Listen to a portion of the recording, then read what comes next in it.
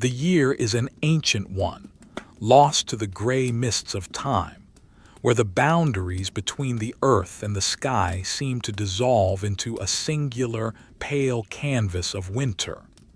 We find ourselves in the northernmost reaches of the Roman frontier, a land of dense, silent forests and rolling hills that have been surrendered to the quiet dominance of the snow. It is a season of profound stillness, where the world has slowed its pulse to a rhythmic, hypnotic beat, the heartbeat of a legion on the move, and the steadier, slower rhythm of those who follow in its wake.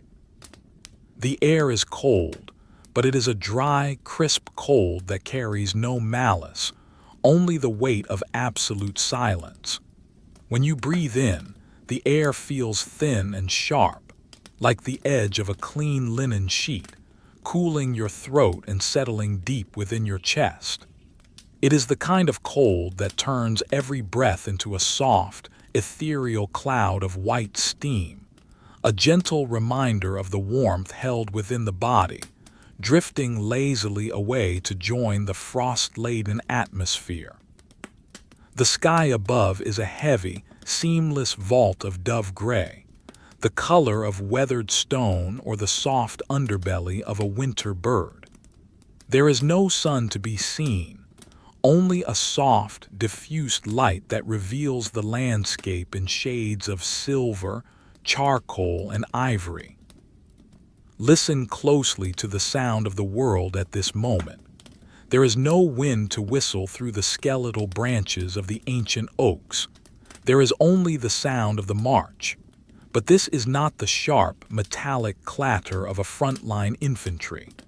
This is the sound of the baggage train, the slow, heavy, and methodical progress of the camp followers. These are the wives, the families, the artisans, and the merchants who trail behind the ironclad soldiers.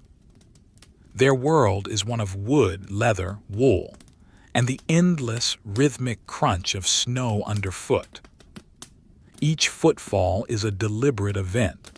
The snow is deep, reaching up to the mid-calf of a heavy leather boot. As the foot descends, it first meets the soft, powdery surface of the fresh snowfall, a sound like a faint, velvet sigh.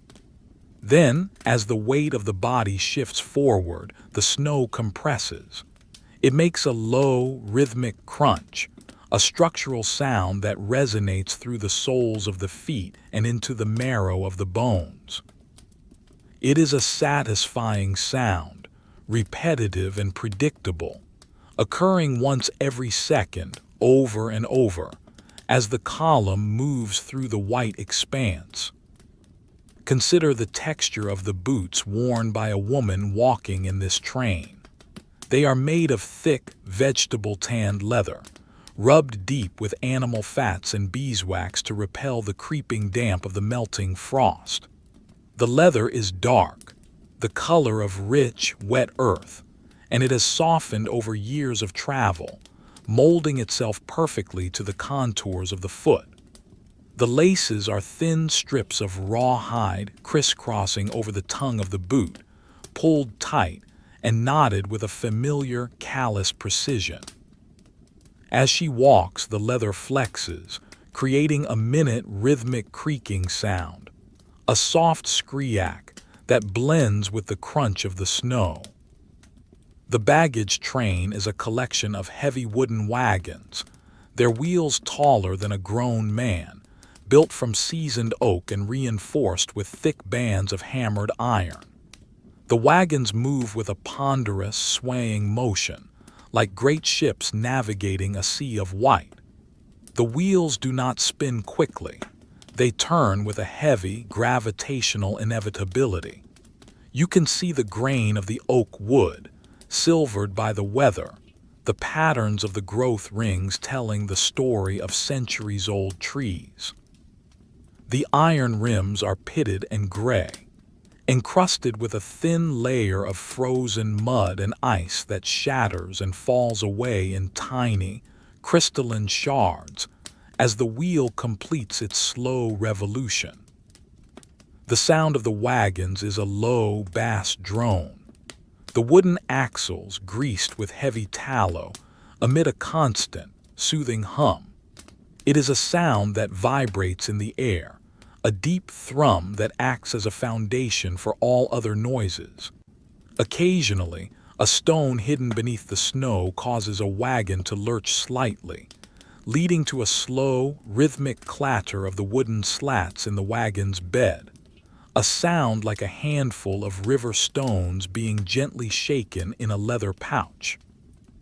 Inside the wagons, the cargo is packed with the efficiency of long-standing habit. There are large, heavy sacks of grain, made of coarse, unbleached hemp. If you were to run your hand over them, you would feel the rough, prickly texture of the fibers and the solid, reassuring weight of the dried barley or wheat within. The sacks lean against one another, shifting ever so slightly with the motion of the wagon, creating a dry, rustling sound like the wind moving through autumn leaves. Beside the grain are the crates of salted meats. The wood of these crates is dark and stained, smelling faintly of brine and hardwood smoke. The lids are held down by heavy stones or iron latches. Everything is orderly. Everything is in its place. The logistics of survival are mundane, requiring nothing more than the steady, repetitive checking of knots, the tightening of tarpaulins, and the counting of supplies. High above the wagons, the canvas covers are stretched tight over wooden hoops. The canvas is thick and heavy, a pale cream color that has been weathered to a soft, muted tan. When the air moves, however slightly, the canvas ripples with a sound like a distant drum, a soft, muffled thump-thump as the fabric catches the stillness. It is a comforting sound, a reminder of the shelter provided against the vast, open cold of the northern wild. Walking beside one of these wagons is a woman wrapped in layers upon layers of wool. Her outermost garment is a heavy cloak of deep charcoal gray, woven with a thick, dense pile that traps the heat of her body within its fibers. The wool is slightly coarse to the touch, smelling of woodsmoke and the faint lanolin scent of the sheep it came from. As she walks, the hem of the cloak brushes against the tops of her boots, a soft, swishing sound that marks the passage of time. Around her neck is a scarf of softer wool, perhaps dyed with woad to a pale, wintry blue.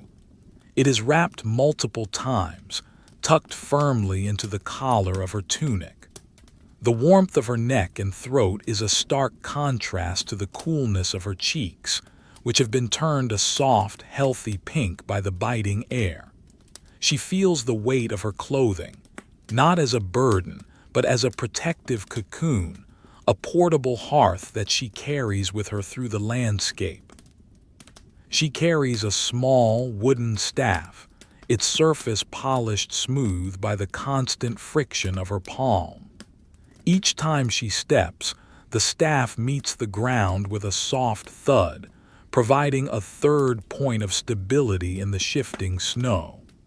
The wood of the staff is cool to the touch, but where her hand grips it, it has taken on the warmth of her skin.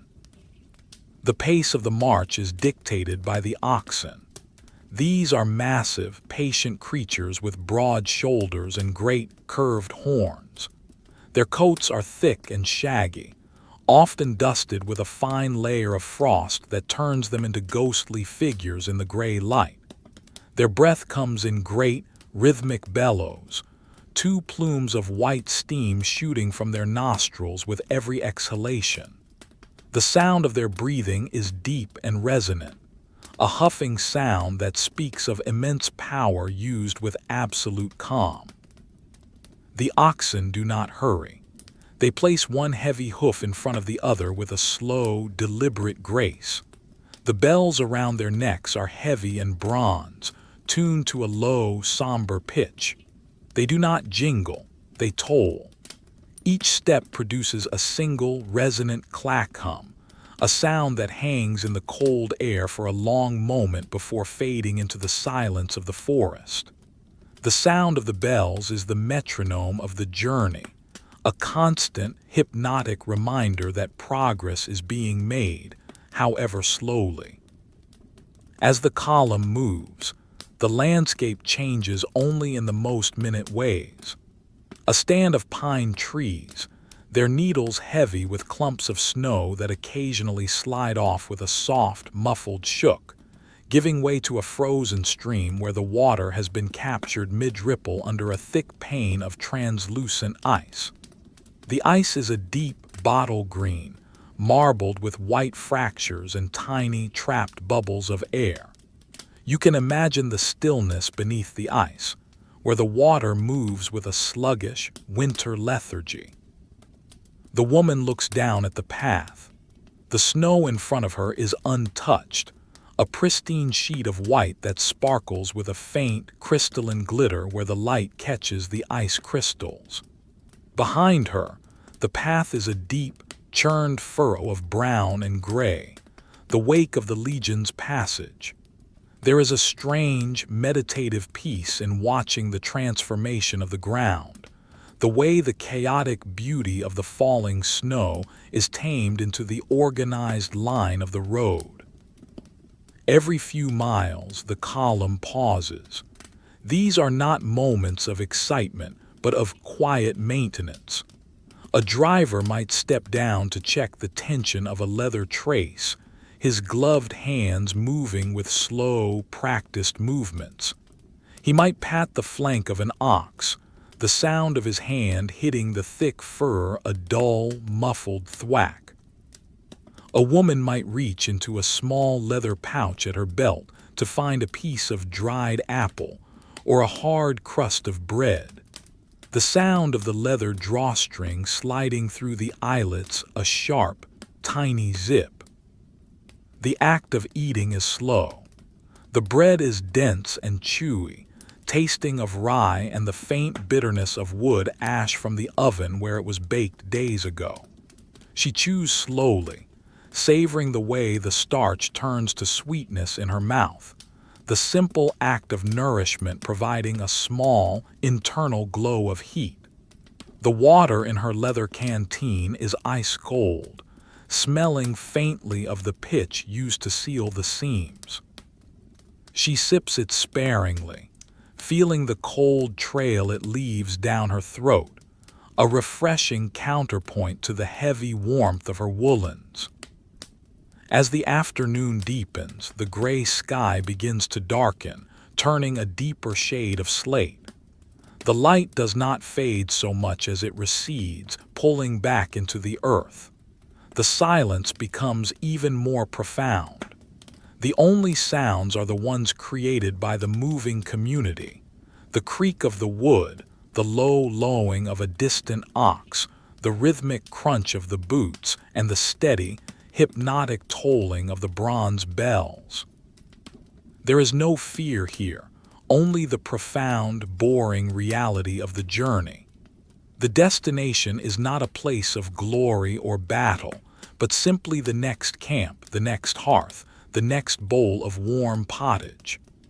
The mind drifts in this environment, untethered from the worries of the world, focused entirely on the texture of the snow, the warmth of the scarf, and the steady, unending rhythm of the march through the deep, white quiet. The woman adjusts the weight of her cloak. She feels the heavy weave of the fabric against her shoulders, the way it drapes down to her ankles, trapping a pocket of still, warm air against her legs. She watches the back of the wagon in front of her, the way it sways rhythmically from side to side, a wooden pendulum marking the seconds of the day.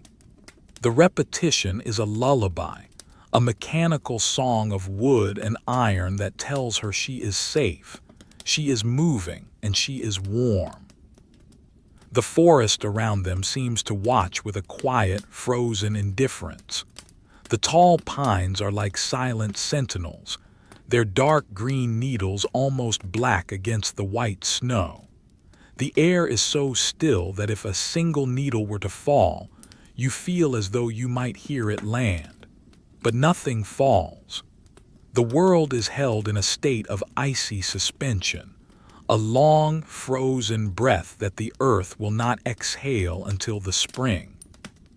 The wives and the followers do not speak much. Their energy is preserved for the walk, for the steady maintenance of their pace. When they do speak, their voices are low and melodic, hushed tones that do not seek to disturb the heavy silence of the winter. They speak of simple things, the quality of the firewood gathered at the last stop, the repair needed on a child's leather tunic, or the amount of oil left in a ceramic lamp. These are the small, sturdy threads that weave the fabric of their lives, mundane and unchanging, providing a sense of absolute security in the vast, cold wilderness. The march continues. The snow continues to fall, not in a storm, but in large, lazy flakes that drift downward like tiny white feathers.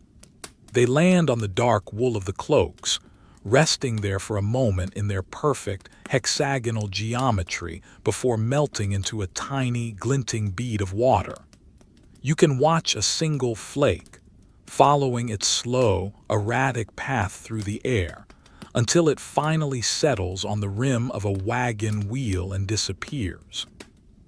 The world is narrowing down to this path, this wagon, this breath. The complexity of history fades away, leaving only the sensory reality of a historical winter. The cold outside, the warmth inside, the movement of the feet, the stillness of the trees, the thrum of the axles, the toll of the bells. Everything is slow. Everything is rhythmic. Everything is leading, step by step, into the deep, quiet sleep of the winter lands. The afternoon light has begun its slow, inevitable retreat, yielding to the period known in the northern reaches as the blue hour. It is a transition so gradual that one barely notices the change until the shadows stretching across the snow have turned from a pale lilac to a deep, resonant indigo. The sky, once a uniform vault of gray, now deepens into a heavy shade of sapphire, a color so dense it feels as though it has a physical weight, pressing down gently upon the world and hushing the last remnants of the day. The column of wagons has reached a natural clearing, a wide, flat expanse sheltered by a semicircle of ancient, gnarled pines. Here, the march comes to its daily conclusion, not with a sudden halt, but with a slow, rhythmic winding down. You can hear the command to stop ripple back through the line, not as a shout, but as a series of low, melodic whistles and soft, guttural calls to the animals. The oxen, sensing the end of their labor, lean into their yokes one last time before their massive forms come to a collective, sighing standstill. As the motion ceases, a new layer of silence settles over the woods. It is a thick, auditory blanket that seems to absorb the sound of the world. For a moment, no one moves. They simply stand in the sudden stillness, feeling the vibration of the day's journey slowly drain from their legs. The woman we observed earlier remains by the side of her wagon, her hand still resting on the polished wood of the frame. She feels the subtle cooling of the timber beneath her palm, the heat of the friction from the move dissipating into the evening air. The process of unhitching the oxen is a ritual of mechanical grace. A driver approaches the lead pair, his movements slow and economical to conserve warmth. His heavy woolen mittens make a soft, muffled sound as he brushes a layer of fine frost from the wooden yoke. The yoke is a masterpiece of functional carpentry, carved from a single piece of dense elm, its surface dark and oily from years of contact with the animal's hides. He reaches for the heavy iron pins that secure the leather traces. Listen to the sound of the metal in the cold. It is a high, crystalline clink, a sharp but tiny sound that cuts through the muffled atmosphere. The iron is so cold that it feels almost sticky to the touch, the moisture on the driver's gloves freezing instantly to the surface. He moves the pin back and forth, scritch, scritch, scritch, until it slides free with a dull, metallic thunk. The leather straps, thick as a man's wrist and stiffened by the frost, are eased out of their loops. They don't flop. They move with a heavy, leathery resistance, retaining the curve of the harness. The yoke is lifted. It is a heavy weight, and as it is set aside onto a bed of dry pine needles, it makes a sound like a deep, earthy sigh. The oxen shake themselves, their massive muscles rippling beneath their shaggy coats. The sound of their hides shifting is like the rustle of a heavy rug, followed by the rhythmic clack of their heavy hooves as they shift their weight, finding a comfortable stance in the churned snow. Their breath continues to rise in twin plumes of silver, illuminated by the fading blue light, drifting upward like the smoke from a cold hearth. Now begins the work of the wagon interior, the quiet, monotonous task of inventory and preparation for the night. The woman climbs the small wooden steps at the back of the wagon. The wood is worn smooth in the center of each step, creating a slight indentation that fits the curve of her boot.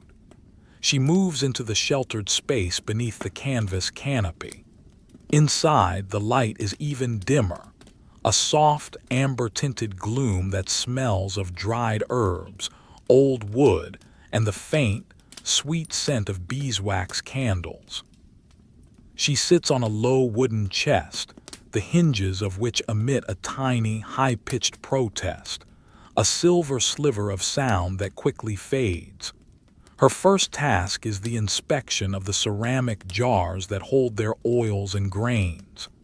These jars are made of thick, unglazed terracotta, their surfaces cool and slightly abrasive, like very fine sandpaper. She reaches out and touches the first one. It is a large, rounded vessel, its belly wide and reassuring.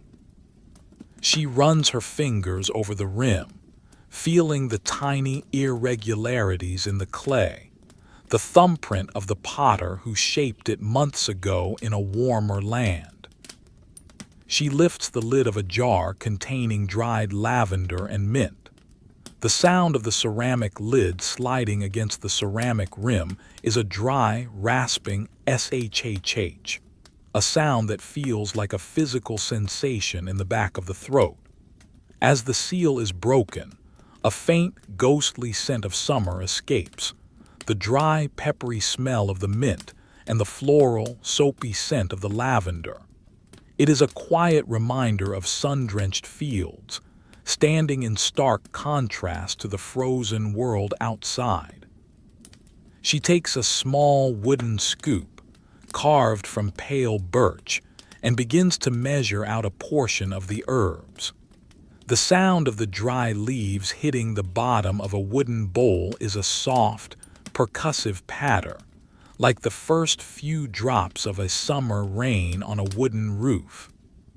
She moves with extreme deliberation. There is no hurry. In this world, haste is the enemy of warmth. Every movement is calculated to preserve the heat within her core. She checks the sacks of flour, pressing her hand against the heavy hemp fabric.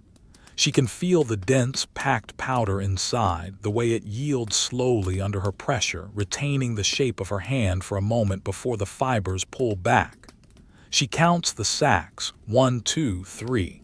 Her voice a mere breath in the stillness, a rhythmic 1, 2, 3 that anchors her in the present moment. Next, she turns her attention to the lantern. It is a sturdy construction of punched bronze and thin sheets of translucent horn. The horn is amber-colored, etched with fine, wandering lines like the veins in a leaf. She takes a small rag, made from a scrap of old linen, and begins to polish the horn panels. The sound is a rhythmic, circular swish-swish, a hypnotic repetition that draws the focus down to the small circle of her work. She removes a tiny smudge of soot from the corner, her movements precise and gentle. The oil for the lantern is kept in a small leather flask. The leather is supple and dark, smelling of fish oil and smoke. As she unscrews the wooden cap, there is a soft creak pop. She pours the oil into the lantern's reservoir. The sound of the liquid falling is a delicate, musical glug-glug, a clear, throat-clearing sound in the quiet of the wagon. She watches the oil rise, a dark, viscous pool that catches the blue light from the opening of the canvas. She prepares the wick, a thick cord of braided cotton. She trims the charred end with a pair of iron shears.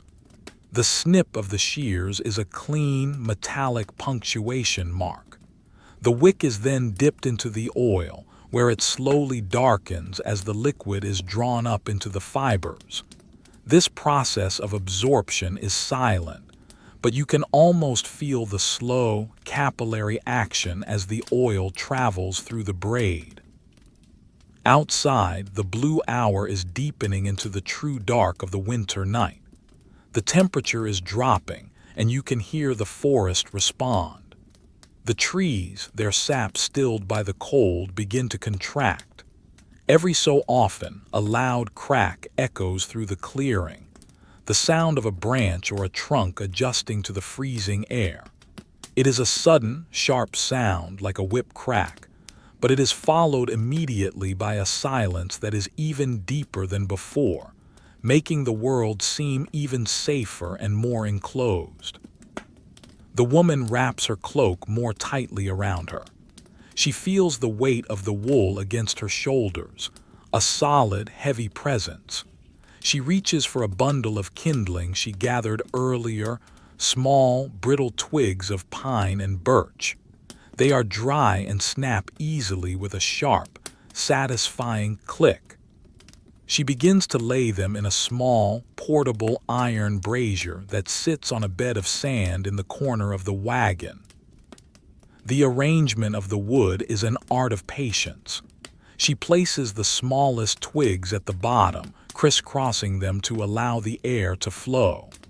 Then she adds larger pieces, feeling the rough bark against her fingertips.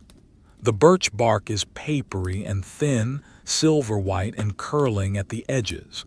It feels like parchment, dry and fragile. She tucks a few curls of this bark under the twigs. She takes a strike-a-light, a piece of flint and a high-carbon steel striker. The flint is a dark, glassy stone with sharp, translucent edges. The steel is a heavy, U-shaped bar. She holds the flint near a nest of charred linen tinder and strikes the steel against the stone with a downward, glancing blow. Chink, chink, chink. Each strike produces a shower of tiny, orange sparks that dance in the air for a fraction of a second before vanishing. Finally, a spark catches. A single, microscopic point of orange light begins to glow in the dark fibers of the tinder. She leans in close, her breath a gentle, steady stream of air. She does not blow hard. She coaxes the fire, her breath a soft, rhythmic huff-huff that encourages the glow to spread. The smell of the charring linen is acrid but comforting, the smell of a beginning. The glow grows brighter, turning from orange to a soft, pulsating red. She places a curl of birch bark over the glow. For a moment, nothing happens. Then a tiny wisp of white smoke curls upward, smelling of resin and winter. A small blue flame licks at the edge of the bark, turning it black and causing it to shrivel and curl. The flame grows, turning yellow and bright, casting long, dancing shadows against the canvas walls of the wagon. The sound of the new fire is a delicate crackle pop. It is a busy, cheerful sound that fills the small space. The heat begins to radiate outward, a gentle wave of warmth that meets the cold air at the edge of the wagon. The woman holds her hands near the flames, not too close, feeling the tingling sensation as the warmth returns to her fingers. Her skin, which had been pale and cool, takes on a warm, golden hue in the firelight. She watches the fire for a long time. There is nothing else to do. The inventory is finished, the animals are settled, and the night has arrived. The fire is her world now. She watches the way the flames dance and shift, the way the wood turns to glowing embers, collapsing with a soft hiss into the bed of ash. The ash is a fine gray powder, looking like soft silk in the shadows. From outside, the sounds of the camp are minimal. A distant muffled cough, the low murmur of a conversation 3 wagons down, the sound of a wooden bucket hitting the ground. These noises do not disturb the peace, they define it. They are the sounds of a community tucked away in the heart of a frozen wilderness, a small island of human warmth in a sea of ice. The woman reaches for a small ceramic mug. It is heavy and thick-walled, designed to hold heat. She pours a bit of warmed wine from a small pot sitting near the brazier. The wine is dark and smells of cloves and honey. As she sips, she feels the warmth travel all the way down to her stomach, a slow, spreading glow that makes her limbs feel heavy and relaxed. The rhythm of her breathing slows, synchronizing with the steady thrum of the winter night. The world outside the wagon, the Roman frontier, the endless snow, the long journey ahead, all of it feels distant and unimportant. What matters is the texture of the wool, the sound of the fire, the taste of the spiced wine, and the profound, beautiful boredom of a night in the deep winter. She leans her head back against a sack of grain. The hemp fabric is rough against her hair, but the contents are soft and yielding, forming a perfect pillow. She closes her eyes for a moment, listening to the silence. It is not an empty silence. It is a silence filled with the tiny, microscopic sounds of the world. The settling of the wagon, the cooling of the iron, the soft sigh of the wind in the pines high above. It is the sound of sleep, waiting just beyond the edge of the firelight. The blue hour has passed into a deep, velvety black. The stars above are sharp and brilliant, like shards of ice scattered across a dark floor. But here, inside the wagon, the world is amber and gold. The heat from the brazier has created a pocket of perfect, still air. The woman's hand rests in her lap, her fingers loosely curled. The firelight flickers one last time against the horn panels of the lantern, creating a rhythmic pulse of light that matches the beating of a heart. Everything is ready. Everything is still. The march will begin again tomorrow with the same crunch of snow and the same toll of the bells.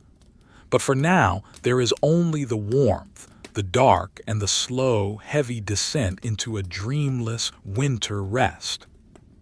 The depth of the night has now reached its peak, a time where the world feels as though it has been carved from a single, vast block of obsidian. Outside the heavy canvas of the wagon, the Roman frontier is a landscape of absolute crystalline stillness. The stars above are not mere points of light. They are sharp, cold diamonds embedded in the dark velvet of the firmament, their light so ancient and distant that it seems to vibrate with a silent, cosmic hum. But inside the wagon, the world has shrunk to a circle of warmth no larger than a few paces across, a sanctuary of amber light and soft, rhythmic sounds. The woman sits in the center of this small universe, her movements governed by a slow, meditative grace. The fire in the brazier has settled into a steady, pulsing glow. The flames are no longer dancing with the frantic energy of new wood. They have become a bed of deep orange embers, their surfaces occasionally flaking away in tiny, glowing scales of gray ash. The heat is a constant, invisible presence, a soft pressure against her skin that keeps the biting frost of the wilderness at bay. She realizes that the water in her small ceramic jug is low, and the need for more is a simple, mundane task that requires her full attention. She reaches for a heavy iron pot, its surface blackened by years of contact with the hearth. The iron is cold, a stark contrast to the warmth of her hands, and it feels solid and dependable. The handle is a thick loop of forged metal, slightly rough where the hammer marks of the blacksmith still remain. She lifts it, noting the familiar weight, the way it grounds her in the physical reality of her surroundings. She moves to the edge of the wagon and pulls back a small flap of the canvas. The air that rushes in is like a draft of iced wine, sharp, clean, and invigorating. It smells of nothing but frozen earth and the distant, resinous scent of the pines.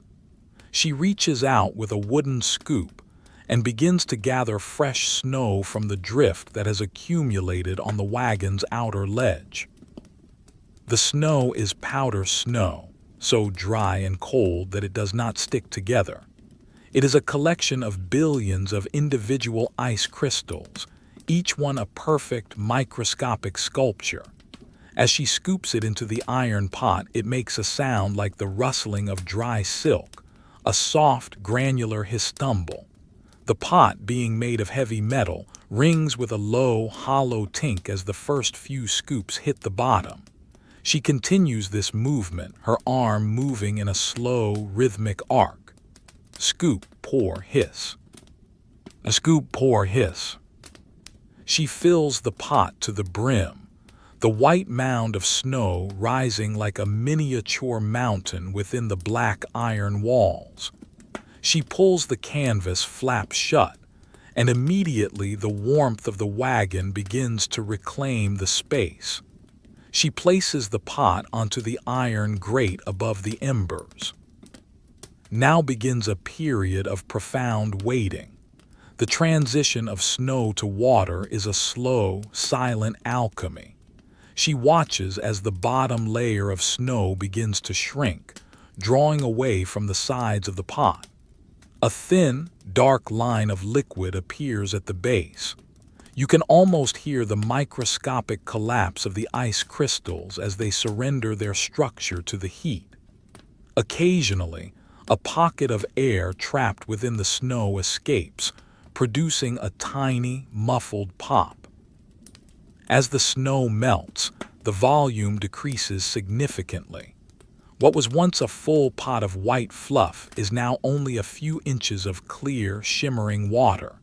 She adds more snow, the new crystals floating on the surface of the water for a moment before they too are pulled down into the liquid. The sound of the water beginning to simmer is a delicate, musical murmur. It starts as a vibration you feel more than hear, a low-frequency thrum that travels through the iron and into the wooden floor of the wagon. Then it graduates to a soft, rhythmic cluck-cluck, like a distant brook flowing over smooth river stones. Steam begins to rise. It is not a violent cloud, but a series of thin, ethereal veils that drift lazily upward, illuminated by the firelight. The steam carries the faint, metallic scent of the iron pot and the absolute purity of the melted snow.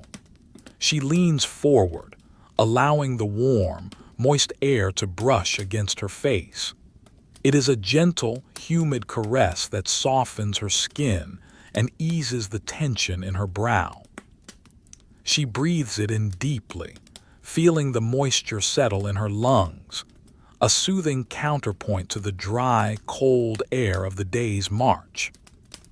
While the water reaches a gentle boil, she turns her attention to a small wooden box kept tucked under her sleeping furs. This is her mending kit, a collection of humble tools that represent the continuity of her daily life. The wood of the box is cedar, and as she slides the lid open, shhh click, the air is filled with a sharp, clean fragrance that cuts through the smell of the wood smoke. Inside the box are spools of coarse woolen thread in shades of oatmeal, charcoal, and madder red. There are small pieces of tanned leather, smooth and supple, and a collection of needles. She selects a needle carved from the shinbone of a deer. It is a beautiful object, polished by years of use until it has the luster of old ivory. It is long and slightly curved, with a large eye that has been carefully drilled through the thicker end. She runs her thumb along its length, feeling the slight grain of the bone, the warmth it has already begun to absorb from her touch. She picks up a woolen tunic that belongs to her husband, a heavy garment of dark, forest green wool. The fabric is thick and dense, woven in a complex twill pattern that provides both warmth and durability. Near the cuff of the left sleeve, there is a small tear where the fabric caught on a wagon splinter. She examines the damage with the patience of one who knows that time is the only resource she has in abundance. She chooses a length of thread that matches the green of the wool. The thread is slightly hairy, with tiny fibers of wool sticking out in every direction. She brings the end of the thread to her lips, dampening it slightly to keep the fibers together, then threads the bone needle. The sound of the wool sliding through the eye of the bone is a tiny, dry zip. She begins to sew. This is the heart of the boring but cozy night, the repetitive, hypnotic motion of the needle. She pushes the needle through the thick weave of the tunic. It meets a brief resistance, a structural tension, before it pops through with a soft thud shhh. She pulls the thread taut, her hand moving away from the fabric in a long, steady sweep, then brings it back for the next stitch. The rhythm is perfect. Push, pop, pull, push, pop, pull. Each stitch is exactly the same length as the one before it. She is not just fixing a garment, she is weaving the silence into the fabric. The sound of the thread being pulled through the wool is a rhythmic, rasping swish, a sound that mimics the sound of the wind outside, but in a much smaller, safer scale. As she works, she notices the details of the wool. She sees the way the individual threads of the warp and the wheat intersect, creating a miniature landscape of peaks and valleys. There are tiny flecks of vegetable matter still caught in the fibers, a bit of dried grass, a microscopic shard of a seed, remnants of the fields where the sheep once grazed. These details are fascinating in their mundanity, providing a focus that excludes all other thoughts. The fire pops. A small ember jumps from the brazier and lands on the sand below. She pauses her sewing to watch it. The ember is a brilliant, glowing red, pulsing like a tiny heart. As it loses its heat, it turns gray at the edges, the color creeping inward until the red disappears entirely, leaving only a small, charred grain of carbon. She returns to her sewing. Push, pop, pull. The water in the pot is now at a steady, rolling simmer. It is time to prepare the evening pottage. She sets the mending aside, laying the bone needle carefully back in its cedar bed. She reaches for a leather bag of emmer grain. Emmer is an ancient wheat, its kernels hard and golden brown, shaped like tiny footballs. She opens the bag by pulling on a drawstring of braided hemp. The sound of the hemp sliding against itself is a dry, scratchy crick-crick. She reaches her hand into the bag. The sensation of the grain is cooling and tactile. The kernels slide between her fingers like smooth, heavy beads. She gathers a handful and lets it trickle back into the bag, listening to the sound. A percussive, cascading patter-patter-patter that sounds like dry rain on a parchment window. She measures out 2 large handfuls of the grain and drops them into the simmering water. Each handful hits the water with a soft plop, followed by the sound of the grain settling at the bottom of the pot. She takes a wooden spoon, carved from the pale wood of an ash tree. The spoon has a long, sturdy handle and a wide, shallow bowl. She begins to stir. The motion is circular and slow. The spoon moves through the water, meeting the resistance of the grain at the bottom. The sound is a rhythmic, low-frequency grinding, the wood of the spoon against the iron of the pot. Scrape, swirl, scrape, swirl. As the water heats the grain, the starch begins to release, thickening the liquid into a creamy, opaque broth. The smell of the pottage begins to fill the wagon. It is a deep, honest smell, the smell of toasted grain, of earth, and of steam. It is not complex, but it is profoundly satisfying. It is the smell of survival and comfort. She adds a small pinch of coarse sea salt, the crystals white and jagged. They disappear into the broth with a faint, sizzling hiss. She continues to stir, watching the way the individual grains of emmer begin to swell. They soften and expand, their outer hulls splitting slightly to reveal the pale, tender interiors. The pottage becomes thicker, the bubbles on the surface growing larger and popping with a more viscous glup. The sound of the stirring changes from a watery swish to a heavy, rhythmic thud slap. The woman feels a sense of deep, unhurried satisfaction. There is no one to tell her to hurry. There is no deadline to meet. The cooking of the grain takes exactly as long as it takes. In the Roman winter, time is not measured by hours, but by the softening of a kernel of wheat, the cooling of an iron pot, and the descent of the stars toward the horizon. She takes a small ceramic bowl from a wooden shelf. The bowl is a deep, earthy red, decorated with a simple pattern of incised lines around the rim. She ladles the pottage into the bowl. The sound of the thick liquid falling into the ceramic is a heavy, muffled thwack. The bowl becomes warm in her hands, the heat transferring through the clay and into her palms, a gentle, pulsing warmth that feels like a living thing. She sits back against the grain sacks, the bowl held between her hands. The steam from the pottage rises in front of her face, a warm, fragrant fog. She takes a small sip. The pottage is hot, thick, and nourishing. It tastes of the sun that grew the grain and the fire that cooked it. As she eats, she feels the warmth spreading from her chest to her limbs, a slow, heavy relaxation that makes her eyelids feel weighted. Outside, the wind has picked up slightly. It doesn't howl.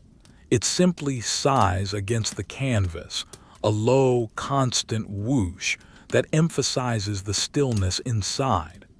The wagon sways almost imperceptibly, a gentle, rhythmic movement that feels like a cradle being rocked by a steady hand. The wooden joints of the wagon emit a soft, comforting creak, a sound of structural integrity and safety. The woman finishes her meal. She sets the bowl down and watches the last of the embers in the brazier. The light is very low now, a soft, dim crimson that barely illuminates the corners of the wagon. The shapes of the crates and sacks have softened into indistinct shadows. The air is perfectly still. She reaches for her sleeping furs, heavy pelts of wolf and bear, the fur thick and incredibly soft. As she pulls them over her, the fur makes a soft, rustling sound, like the wind in the pines. The weight of the furs is a physical comfort, a heavy, protective layer that seals in the warmth of her body. She adjusts the position of her head on the sack of grain, feeling the individual kernels shift beneath her to accommodate her weight. Her breathing has become slow and deep, a rhythmic in, out, that matches the pulse of the dying fire. The world of the march, the deep snow, and the Roman army is gone. There is only the warmth, the dark, and the slow, hypnotic movement of the stars. She is safe. She is warm. She is bored in the most beautiful, restorative way possible. The last thing she hears is the tiny, final click of a cooling ember and the distant, muffled toll of a single bronze bell from the ox line, marking the arrival of the deepest part of the night. It is a sound of peace, a sound of home on the move, leading her down into the soft, white silence of sleep. The deep, heavy middle of the night has arrived, a time when the world seems to have forgotten the existence of the sun entirely. We are in that profound window of time, perhaps 3 or 4 hours past midnight, where the silence is no longer just the absence of sound, but a tangible, physical presence that sits upon the landscape like a weight of soft, gray lead. Inside the small, enclosed sanctuary of the wagon, the air has reached a state of perfect, crystalline equilibrium. The woman wakes, not because of a noise or a disturbance, but because the rhythm of the night has shifted into its deepest, most somber gear. She does not move at first. She simply exists within the layers of her bedding, feeling the immense, comforting gravity of the heavy furs. Above her, the bare pelt is a thick, dense canopy of warmth, its coarse hairs trapping a layer of air that has been heated by her own body over the course of the hours. Below her, the wolf pelts are softer, more yielding, providing a luxurious cushion against the hard wooden planks of the wagon floor. She feels the contrast between the warmth of her core and the single point of cool air at the tip of her nose, the only part of her skin exposed to the ambient temperature of the room. It is a tiny, refreshing sensation, a reminder of the vast winter outside that makes the heat beneath the covers feel even more precious, even more earned. She listens. The silence of the Roman camp is absolute, yet it is composed of 1,000 microscopic vibrations. There is the rhythmic, heavy sighing of the oxen tethered nearby. Their breath, even through the thick wooden walls and canvas of the wagon, carries a low-frequency resonance, a huff, huff, that sounds like the very earth itself is breathing in its sleep. Occasionally, one of the great beasts shifts its weight, leading to a slow, muffled clack of a hoof against a frozen root, or the dull thud of a massive flank brushing against a wooden rail. These sounds are not disruptive.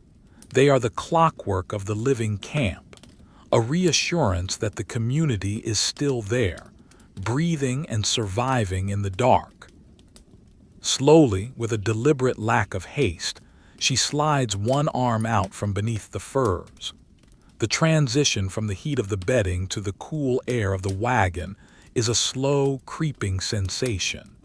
She feels the air against her skin like a draft of cool water.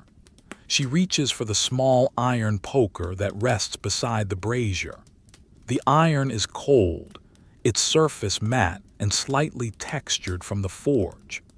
Her fingers wrap around the handle, and she feels the heat of her hand slowly being drawn into the metal. She leans forward, her movements a slow-motion choreography of domestic maintenance. The brazier, which was a bright pool of orange when she fell asleep, is now a dark, quiet mound of gray ash.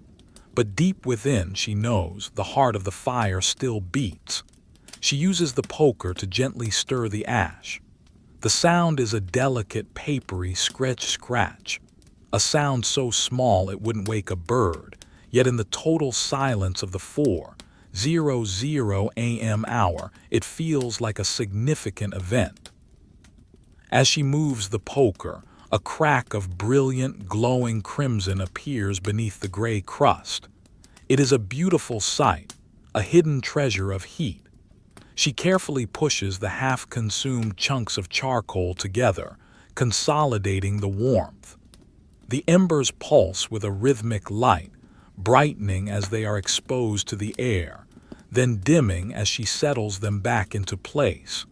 She takes a single, small log of seasoned oak from the neat stack beside her. The wood is heavy and dense, its bark rough and dry, flaking off in tiny, dark scales.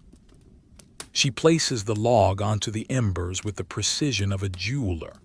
There is no thump, only a soft, weight-bearing settle. For a long moment, nothing happens. Then a tiny, thin wisp of blue smoke begins to curl around the wood, smelling of old forests and summer rain. A minute later, a small, sharp pop echoes through the wagon, the sound of a pocket of air within the wood expanding. A tiny, sapphire blue flame licks the side of the oak, followed by a steady, amber glow as the wood catches. The new light casts long, slow-moving shadows across the interior, turning the sacks of grain and the wooden crates into ancient, silent companions. The woman watches the fire for several minutes.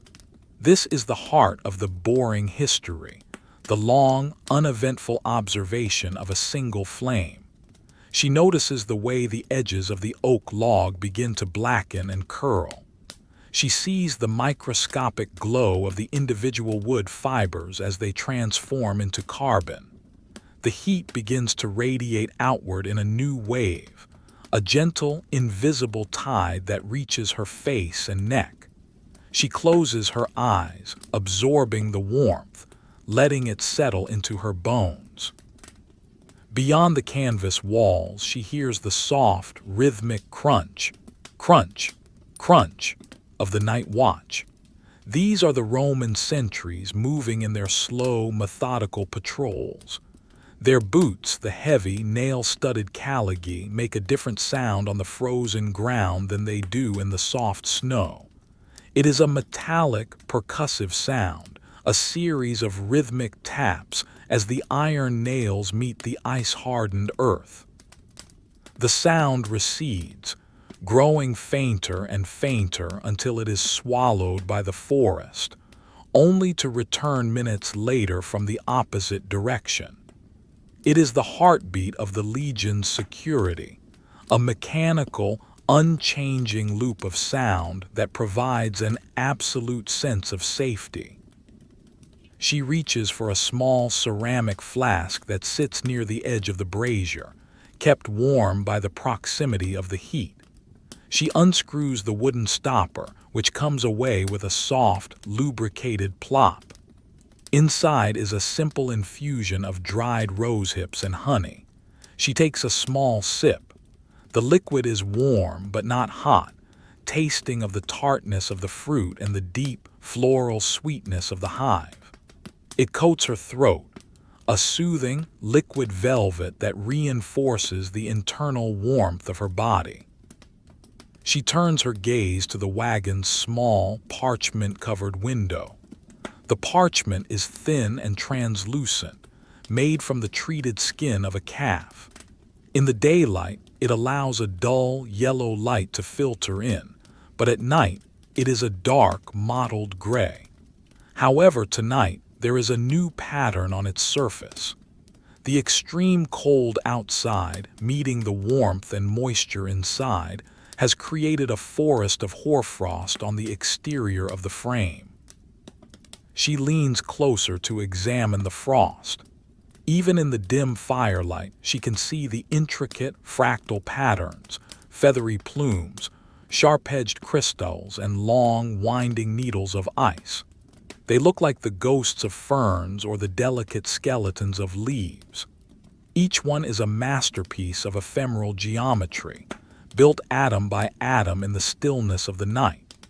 She imagines the silence that must exist on the other side of that parchment, a cold so deep that it has frozen the very air into these delicate shapes. The contrast between that frozen exterior and her warm, wooden cocoon is a source of profound, quiet joy. She begins a mental inventory of her surroundings, a monotonous but comforting exercise that helps to ground her mind. To her left, the large grain sack. It is made of double-stitched hemp, the seams reinforced with leather thongs. She knows exactly how much barley is left inside, enough for 14 more days of pottage. Beside it, the crate of salted pork, the wood smelling faintly of the brine that keeps the meat preserved. Above her, the spare woolen cloaks hanging from the wooden ribs of the wagon, their heavy folds catching the light. To her right, the small box of herbs, the ceramic jars of oil, the bundle of dried leeks. Everything is in its place. Everything is accounted for. In the vast, unpredictable wilderness of the frontier, this small space is a triumph of order and logic. The logistics of her life are simple, repetitive, and entirely successful. She feels a deep sense of competence, a quiet pride in the way she has maintained this small island of civilization in the heart of the winter. She hears a distant, muffled sound, a branch in the forest breaking under the weight of the snow. Sea crack. The sound travels through the cold air with startling clarity, a sharp structural failure that emphasizes the immense weight of the winter. But here, inside the wagon, there is no weight, only the lightness of the fire and the softness of the furs. The wagon sways slightly, a rhythmic, oceanic motion that occurs when the wind catches the high canopy of the trees and ripples down to the clearing. It is a gentle, lulling movement, like a ship at anchor in a calm harbor. The woman feels the heaviness of sleep beginning to reclaim her. The warmth of the infusion, the steady glow of the oak log, and the rhythmic crunch of the sentry's boots all work together to slow her pulse and quiet her mind. She replaces the wooden stopper in the flask, her movements slow and precise. She lays the iron poker back in its place, the metal making a tiny, muted clink against the stone base of the brazier. She slides back down into the nest of furs. The warmth she left behind is still there, waiting for her. She pulls the bear pelt up to her chin, feeling the familiar texture of the fur against her skin. It is a heavy, reassuring embrace.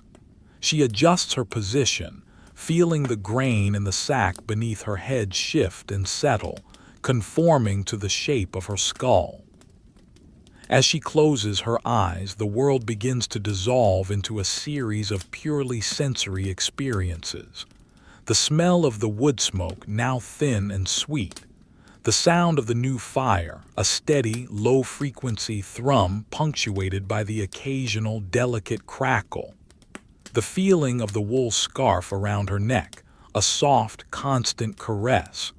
The rhythmic, distant tolling of an ox bell, a single clank, clank. That marks the passage of another minute. She thinks about the morning. It will come eventually with its gray light and its crunch of snow, its toll of bells and its long, slow march. But that is a world away. For now there is only the middle of the night. There is only the warmth. There is only the silence. She drifts back into the depths of sleep, her breathing becoming a slow, rhythmic tide that matches the pulse of the embers. The Roman frontier continues its long, frozen vigil, but inside the wagon, the story has reached its most peaceful chapter. A chapter of absolute, beautiful boredom, leading down into the dark, soft quiet of the winter's heart. The fire continues to burn, the oak log slowly surrendering its structure to the heat. The shadows dance on the canvas walls, a silent, hypnotic theater for an audience of one who is no longer watching. The frost on the parchment window grows thicker, adding new layers of crystalline beauty to the glassless frame. The world is safe. The world is still. The night is long, and there is nowhere else to be. The deep indigo of the midnight hours has begun to dissolve into a pale, ghostly silver, a transition so subtle that it is less of a change in color and more of a change in the quality of the stillness. This is the pre-dawn, the gray hour of the Roman frontier, where the world is caught between the heavy sleep of the earth and the first tentative breath of the coming day. Inside the wagon, the woman stirs. Her return to consciousness is not a sudden event, but a slow, drifting ascent through layers of warmth and memory. She feels the weight of the bare pelts, a heavy, comforting gravity that seems to pin her softly to the wooden floor. For several minutes, she does not move. She simply listens to the silence of the fifth hour. The air inside the wagon has grown colder as the brazier's fire has retreated into a bed of fine, white ash, but the heat trapped within her layers of wool and fur remains a steadfast companion. She begins by moving her fingers, a slow, rhythmic flexing. She feels the texture of the linen shift beneath her touch. The weave is tight and slightly abrasive, the result of countless washings in cold river water and dryings in the pale winter sun. Every thread tells a story of survival, of the mundane reality of maintaining a household on the move. She feels the calluses on her palms, the skin toughened by the constant handling of reins, the stirring of heavy pots, and the tightening of leather straps. The first sound of the morning arrives, not from the camp, but from the wagon itself. As the temperature outside reaches its lowest point just before the sun rises, the moisture that has condensed on the inside of the canvas cover during the night begins to freeze into a thin, translucent crust of ice. As the woman shifts her weight, the canvas ripples, and the ice responds with a sound like 1,000 tiny mirrors breaking at once. It is a crystalline tinkle crack, a delicate musical sound that resonates through the wooden ribs of the wagon. The sound is sharp but soft, a high-frequency vibration that signals the transition from the internal world of the dream to the external world of the march. She reaches out from beneath the furs, her hand meeting the cool air with a startle of sensation. She finds her wooden comb, which she had tucked into a small leather pocket near her head. The comb is made of boxwood, a dense, heavy timber that has been polished by the oils of her hair until it glows like dark amber. She runs her thumb over the teeth of the comb, hearing the rhythmic thrum thrum thrum as her skin passes over the wood. Each tooth is perfectly smooth, carved by a patient hand to ensure it does not snag or pull. She begins to comb her hair. The movement is slow and repetitive, a morning ritual that serves as a bridge between sleep and duty. The sound of the wood passing through her hair is a soft, rhythmic hiss, like the sound of a distant stream or the wind moving through dry grass. She feels the tension in her scalp ease with every stroke. She counts the movements, 1, 2, 3, all the way to 50. The repetition is hypnotic, a boring but essential task that centers her mind. She notices the smell of her hair, a combination of the cedar box where she keeps her belongings, the faint scent of wood smoke that permeates everything in the camp, and the clean, cold smell of the winter air. Next comes the task of dressing, a process of layering that is as methodical as the construction of a fortification. She begins with her innermost tunic, a fine, unbleached wool that sits close to the skin. She pulls it on, feeling the way the fibers catch for a moment before settling into place. Then comes the secondary tunic, dyed a deep, earthy ochre with the pigment of crushed berries and iron-rich soil. This layer is thicker, providing the structural warmth needed for a day spent walking beside the heavy wagons. The most important part of her morning attire, however, is the binding of her legs. She takes long strips of thick, felted wool, each about 4 fingers wide. She begins at her ankle, wrapping the wool tightly in a spiral that moves up toward her knee. The sound of the wool rubbing against itself is a dry, muffled swish-swish.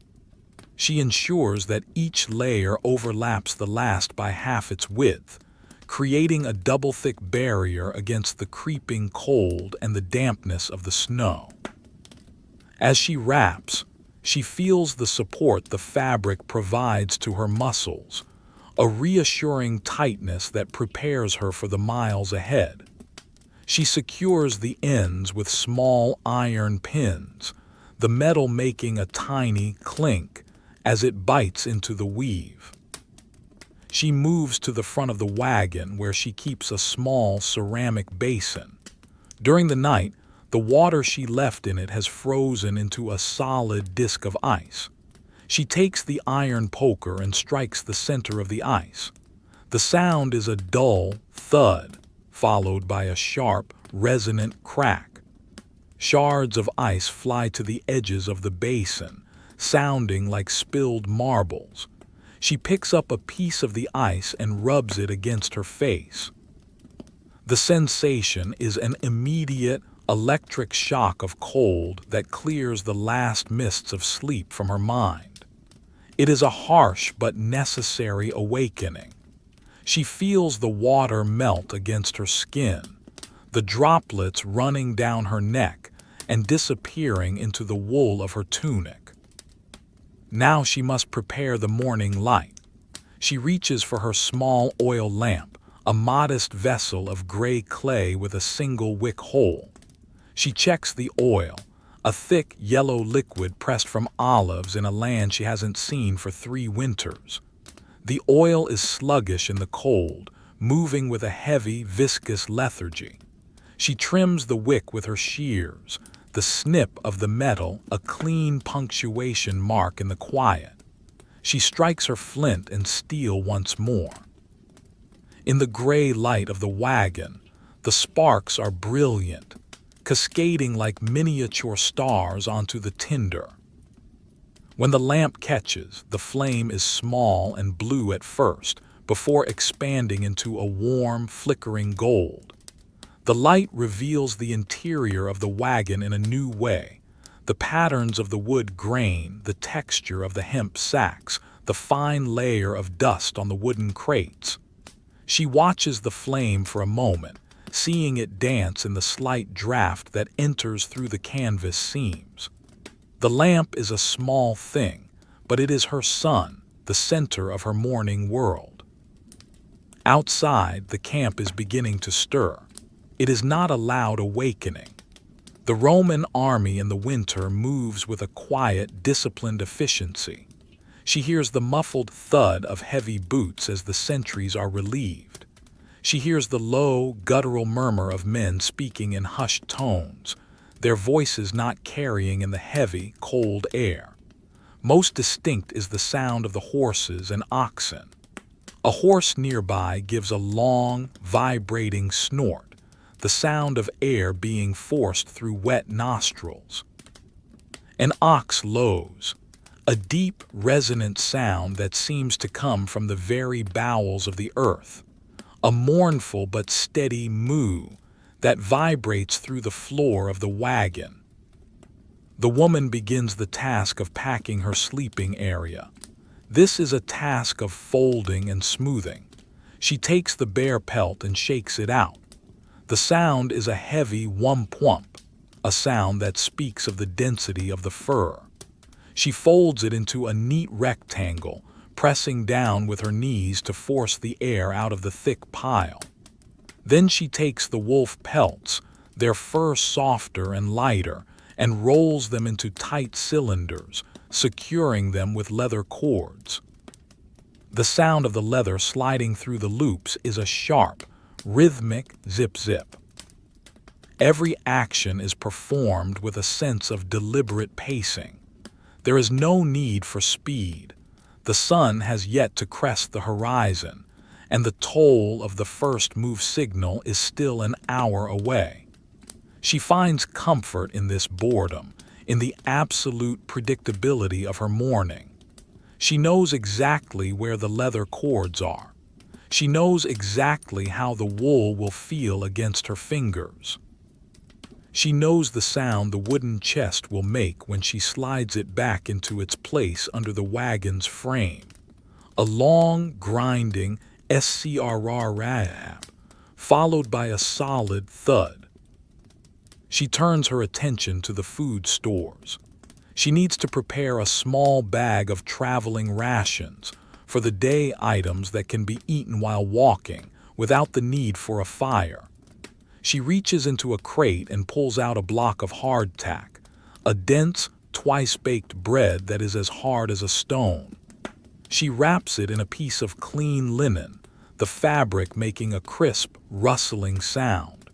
She adds a handful of dried figs, their skins wrinkled and dusty with natural sugars. She touches one, feeling the tacky, concentrated sweetness. Finally, she adds a small wedge of salted cheese, wrapped in a large, dried leaf. The leaf is brittle, crackling like parchment as she folds it over the cheese. These logistics are the backbone of her existence.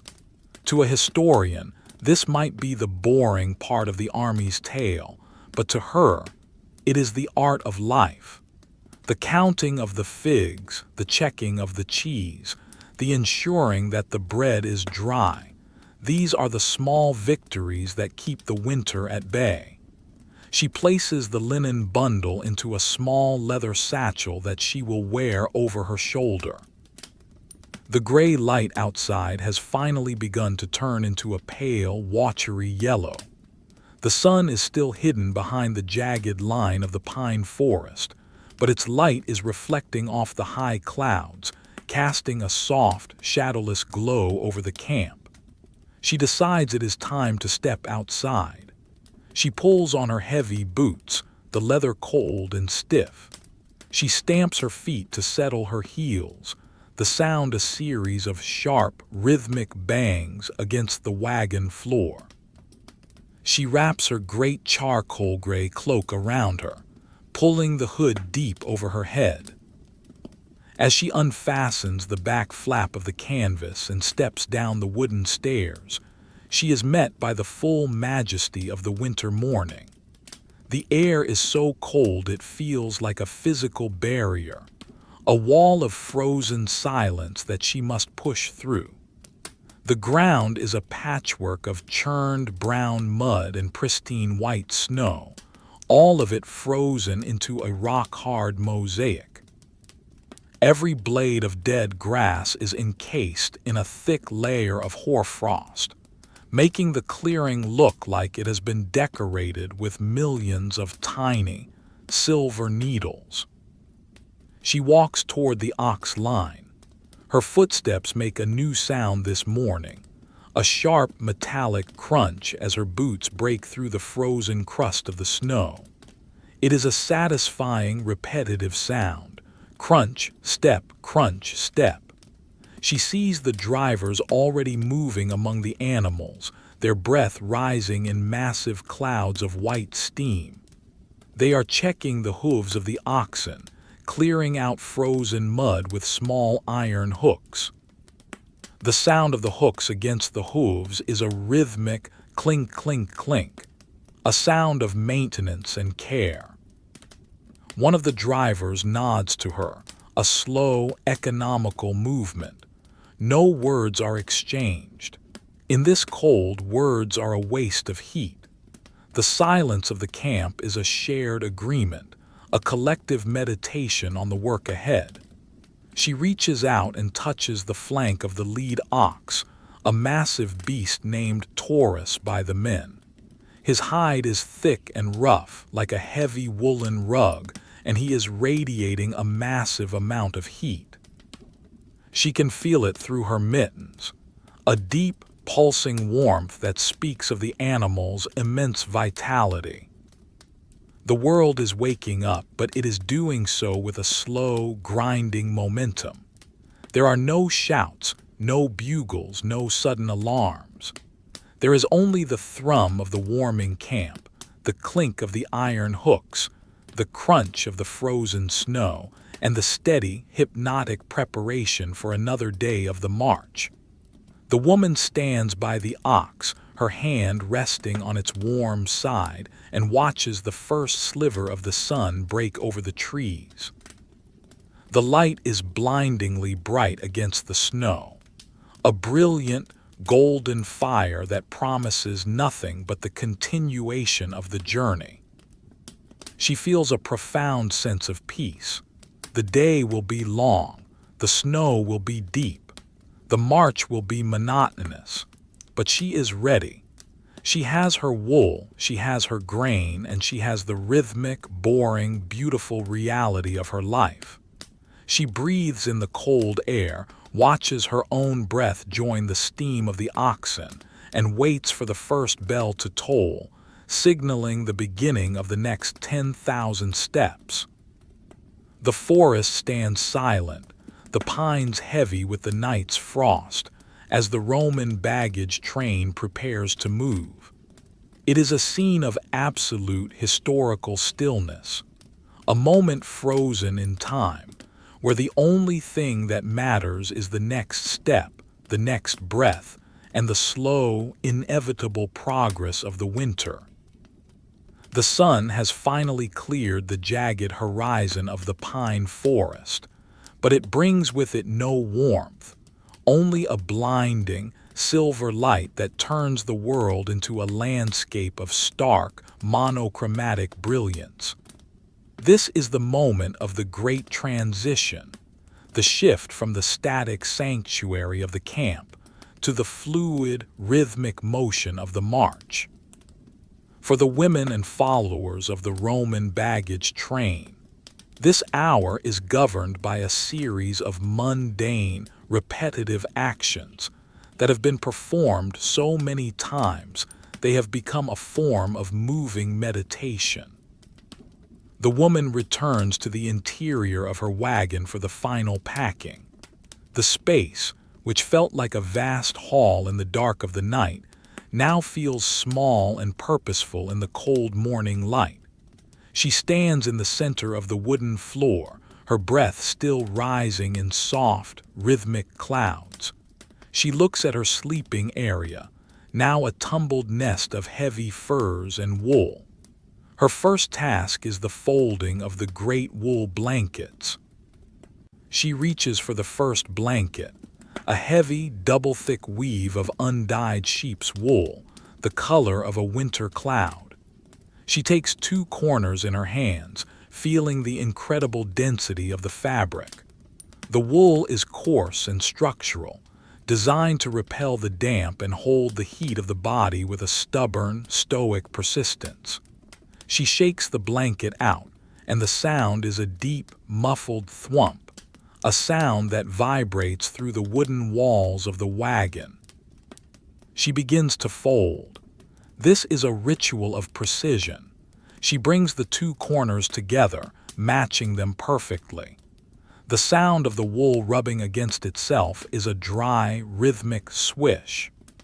She lays the folded edge against her chest and uses her forearm to smooth out the creases. She can feel the individual fibers of the wool, the tiny, microscopic scales that allow them to interlock and create a barrier against the wind. She folds it again, and then again, until the massive blanket is reduced to a dense, heavy square. She presses down on it with her hands, hearing the tiny hiss of the air being squeezed out from between the layers. She repeats this with the second blanket and then the third. Each time the movements are identical. The reach, the shake, the fold, the smooth, the press. It is a hypnotic cycle of labor that requires no thought, only a quiet, steady focus on the texture of the fabric. She stacks the folded blankets on top of the large wooden chest, where they sit like a silent, woolen altar to domestic order. Next, she turns to the smaller items, the ceramic mugs, the wooden spoons, the small jars of tallow and salt. She handles each object with a slow, deliberate care, as if each one were a precious relic. She wraps the ceramic mugs in scraps of soft linen to prevent them from clinking together during the day's journey. The sound of the linen being wrapped around the clay is a soft, rustling scritch-scratch. She places them into a wicker basket lined with dry straw. The straw is brittle and golden, smelling of the sun-drenched fields of the previous summer. As she nestles the mugs into the straw, it makes a crisp, percussive sound, a series of tiny, sharp cracks that emphasize the dryness of the air. The wagon's interior is slowly being hollowed out, transformed from a living space back into a cargo hold. She checks the tension of the leather straps that secure the grain sacks. She runs her hand along the hemp fabric, feeling the solid, granular weight of the barley within. The sacks are cold to the touch, having absorbed the ambient temperature of the night. She tightens a knot in a hemp rope, the sound of the fibers grinding against each other a sharp, rhythmic creak-creak. She stops for a moment and looks at the floor of the wagon. There is a small dusting of fine, white ash that has escaped the brazier. She takes a small broom made of bundled birch twigs and begins to sweep.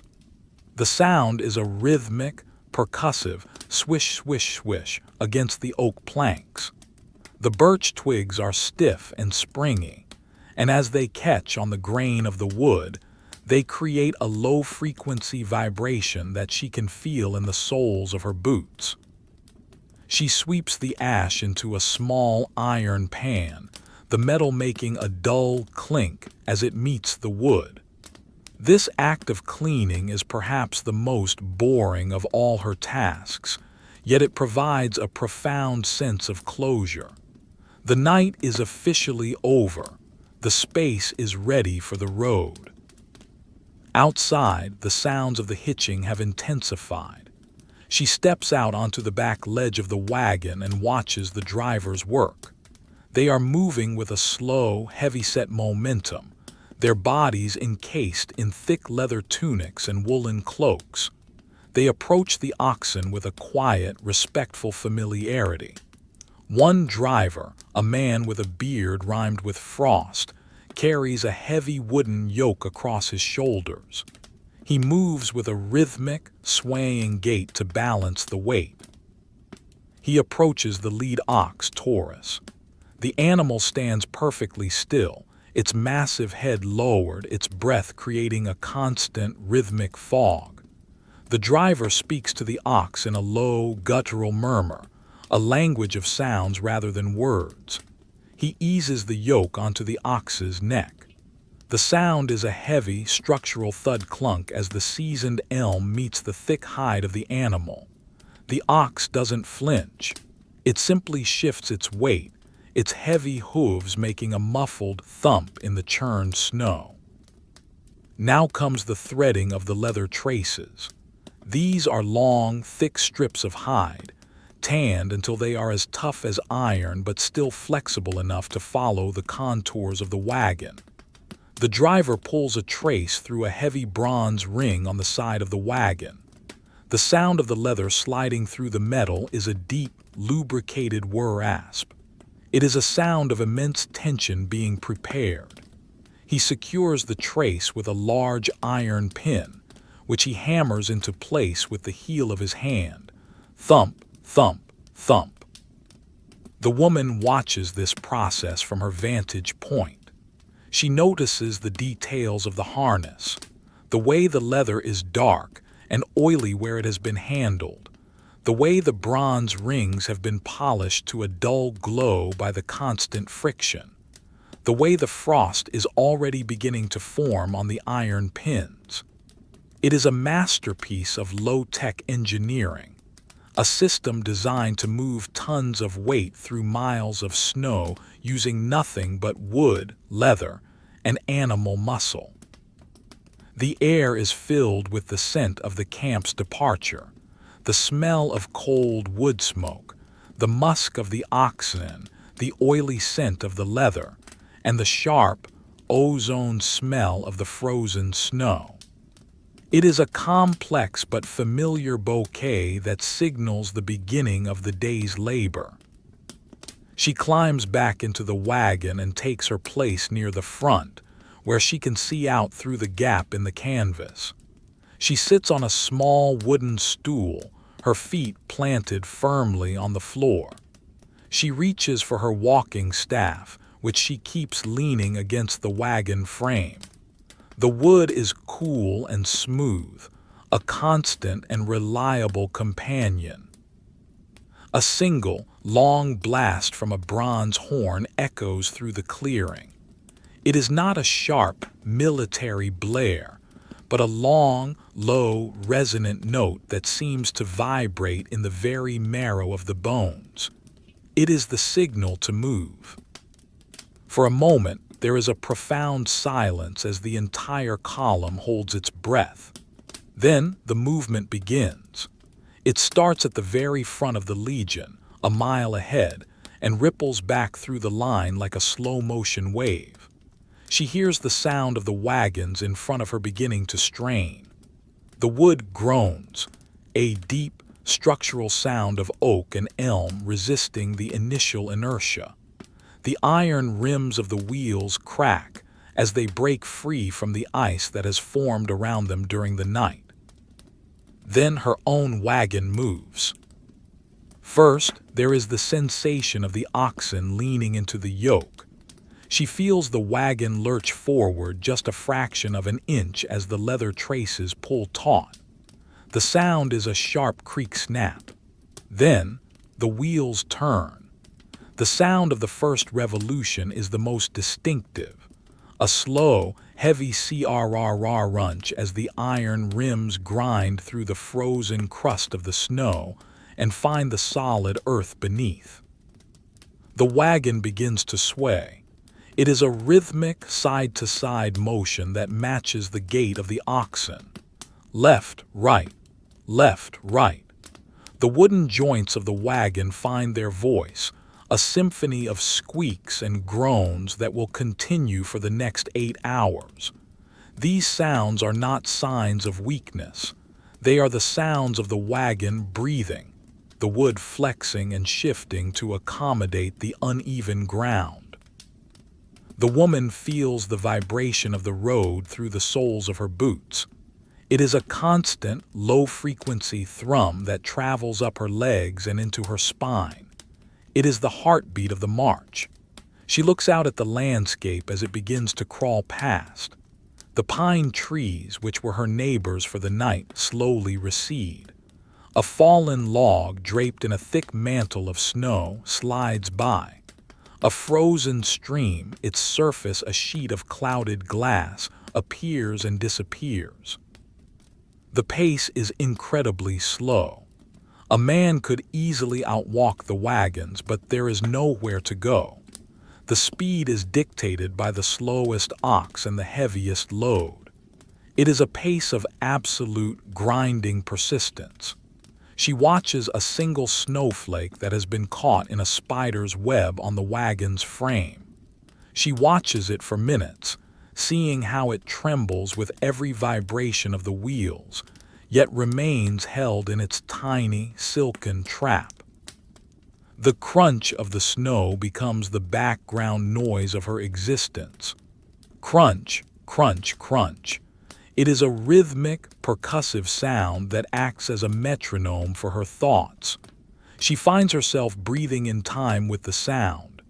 Inhale for 4 crunches, exhale for 4 crunches.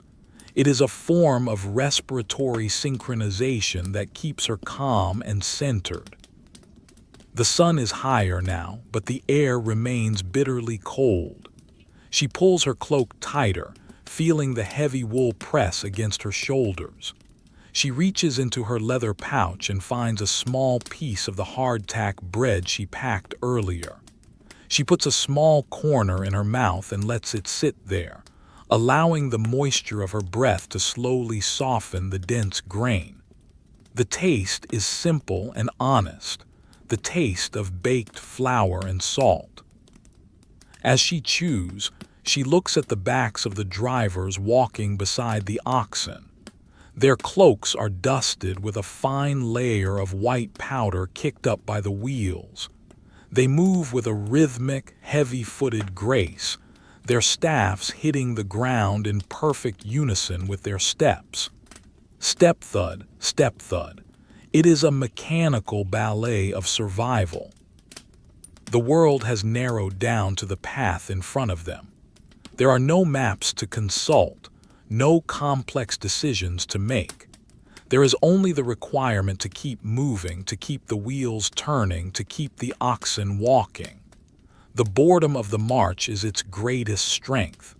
It allows the mind to retreat into a state of quiet contemplation, where the only thing that matters is the texture of the snow, the sound of the wood, and the steady, hypnotic progress of the Roman winter. The forest continues to watch in its frozen silence. The tall pines, their branches heavy with the accumulated snow of 1,000 winters, stand like ancient, indifferent gods. The baggage train moves through them like a slow, wooden serpent, its scales of canvas and iron glinting in the pale sun. The woman leans her head against the wooden rib of the wagon. The wood is cold, but the vibration of the march is soothing. She closes her eyes for a moment, listening to the symphony of the journey. The crunch of the snow, the toll of the bells, the creak of the oak, and the steady, rhythmic breathing of the world. She is moving. She is safe. She is part of the great transition, a single, quiet thread in the vast, boring, and beautiful tapestry of history. The first mile is complete. There are 9 more to go before the sun begins to fade. 9 more miles of crunching, creaking, and thrumming. She welcomes them all. The sun has reached its zenith, appearing as a pale, silver-white coin suspended in a vault of translucent gray. Despite its position at the highest point of the day, it offers no reprieve from the biting cold. Instead, it casts a flat, shadowless light that makes the landscape appear two-dimensional and vast. This is the hour of the long middle, the point in the day's march where the initial energy of the morning has dissipated into a rhythmic, mechanical endurance. For the women and followers trailing the Roman legion, the world has narrowed down to the 3 feet of churned snow directly in front of them, and the steady, hypnotic swaying of the wagon tail. The woman has decided to walk for a period, leaving the relative shelter of the wagon to keep the blood circulating in her limbs. As she steps from the wooden ledge into the path, the sensation of the ground is immediate and firm. The snow here, in the wake of several hundred men and dozens of heavy carts, has been transformed. It is no longer the light, powdery fluff of the deep woods. It has been compressed into a dense, marbled substance that the Romans call glacis compacta. In the ruts carved by the wagon wheels, the snow has turned a startling, translucent blue, polished by the friction of the iron rims until it is as smooth as glass. Listen to the sound of her boots on this surface. It is no longer the soft crunch of the morning. Now it is a sharper, more percussive clack-snap. The iron nails in the soles of her boots bite into the frozen crust with a rhythmic, crystalline sound. Clack-snap step. Clack-snap step. It is a sound of structural integrity, a sound that says the ground is solid even if it is frozen. She finds a meditative peace in the repetition, her mind falling into step with the mechanical rhythm of her own body. She is wearing heavy woolen mittens over her leather gloves. The mittens are a masterpiece of humble craft, knitted from the coarsest, oiliest wool available to ensure they remain water-resistant even in the slush. The texture is rough and hairy, with individual fibers of wool standing out like a miniature forest. As she grips her walking staff, she feels the way the wool fibers interlock with the grain of the wood. The staff itself is made of seasoned ash, stripped of its bark and rubbed with linseed oil until it has the color of dark honey. Where her hand has gripped it for miles, the wood has taken on a subtle satin sheen. Each time the staff hits the ground, it makes a dull, hollow thud that acts as a bass note to the treble clink of her boots. The air she breathes is so cold that it feels thin, as if the atmosphere itself has been compressed by the frost. She wears a scarf of fine-spun wool wrapped 3 times around her neck and lower face. As she exhales, the moisture in her breath is instantly captured by the fibers of the scarf. Over the course of the hour, a delicate lattice of hoarfrost has formed on the surface of the wool. She can feel the tiny, icy weight of it against her chin. If she were to look into a mirror, she would see a crown of white crystals surrounding her face, turning her into a creature of the winter itself. The scent inside the scarf is warm and familiar, the smell of her own skin, the faint tang of the soap she made from wood ash and tallow, and the deep, earthy scent of the wool. Ahead of her, the column stretches out like a long, dark ribbon draped across a white cloth. She can see the other wives and followers, their cloaks a variety of muted natural tones, madder red, woad blue, and the natural grays and browns of undyed sheep. They move with a collective, swaying gait, their shoulders hunched slightly against the wind that occasionally sighs through the pines. No one speaks. The effort of the march is a silent one, a shared understanding that energy must be preserved for the miles that remain. She watches the feet of the woman walking a few paces ahead of her. The rhythmic movement of the dark cloak hem, brushing against the tops of the boots, is mesmerizing. Swish, swish, swish. The movement is so consistent it feels like the ticking of a great winter clock.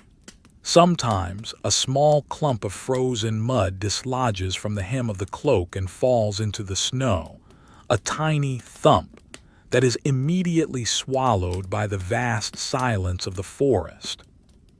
The sounds of the wagons have changed as the day progressed. The wooden axles, despite the heavy tallow applied in the morning, have begun to sing a different tune.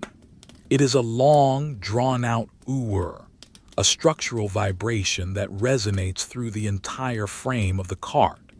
It isn't a sound of distress, but a sound of load-bearing harmony.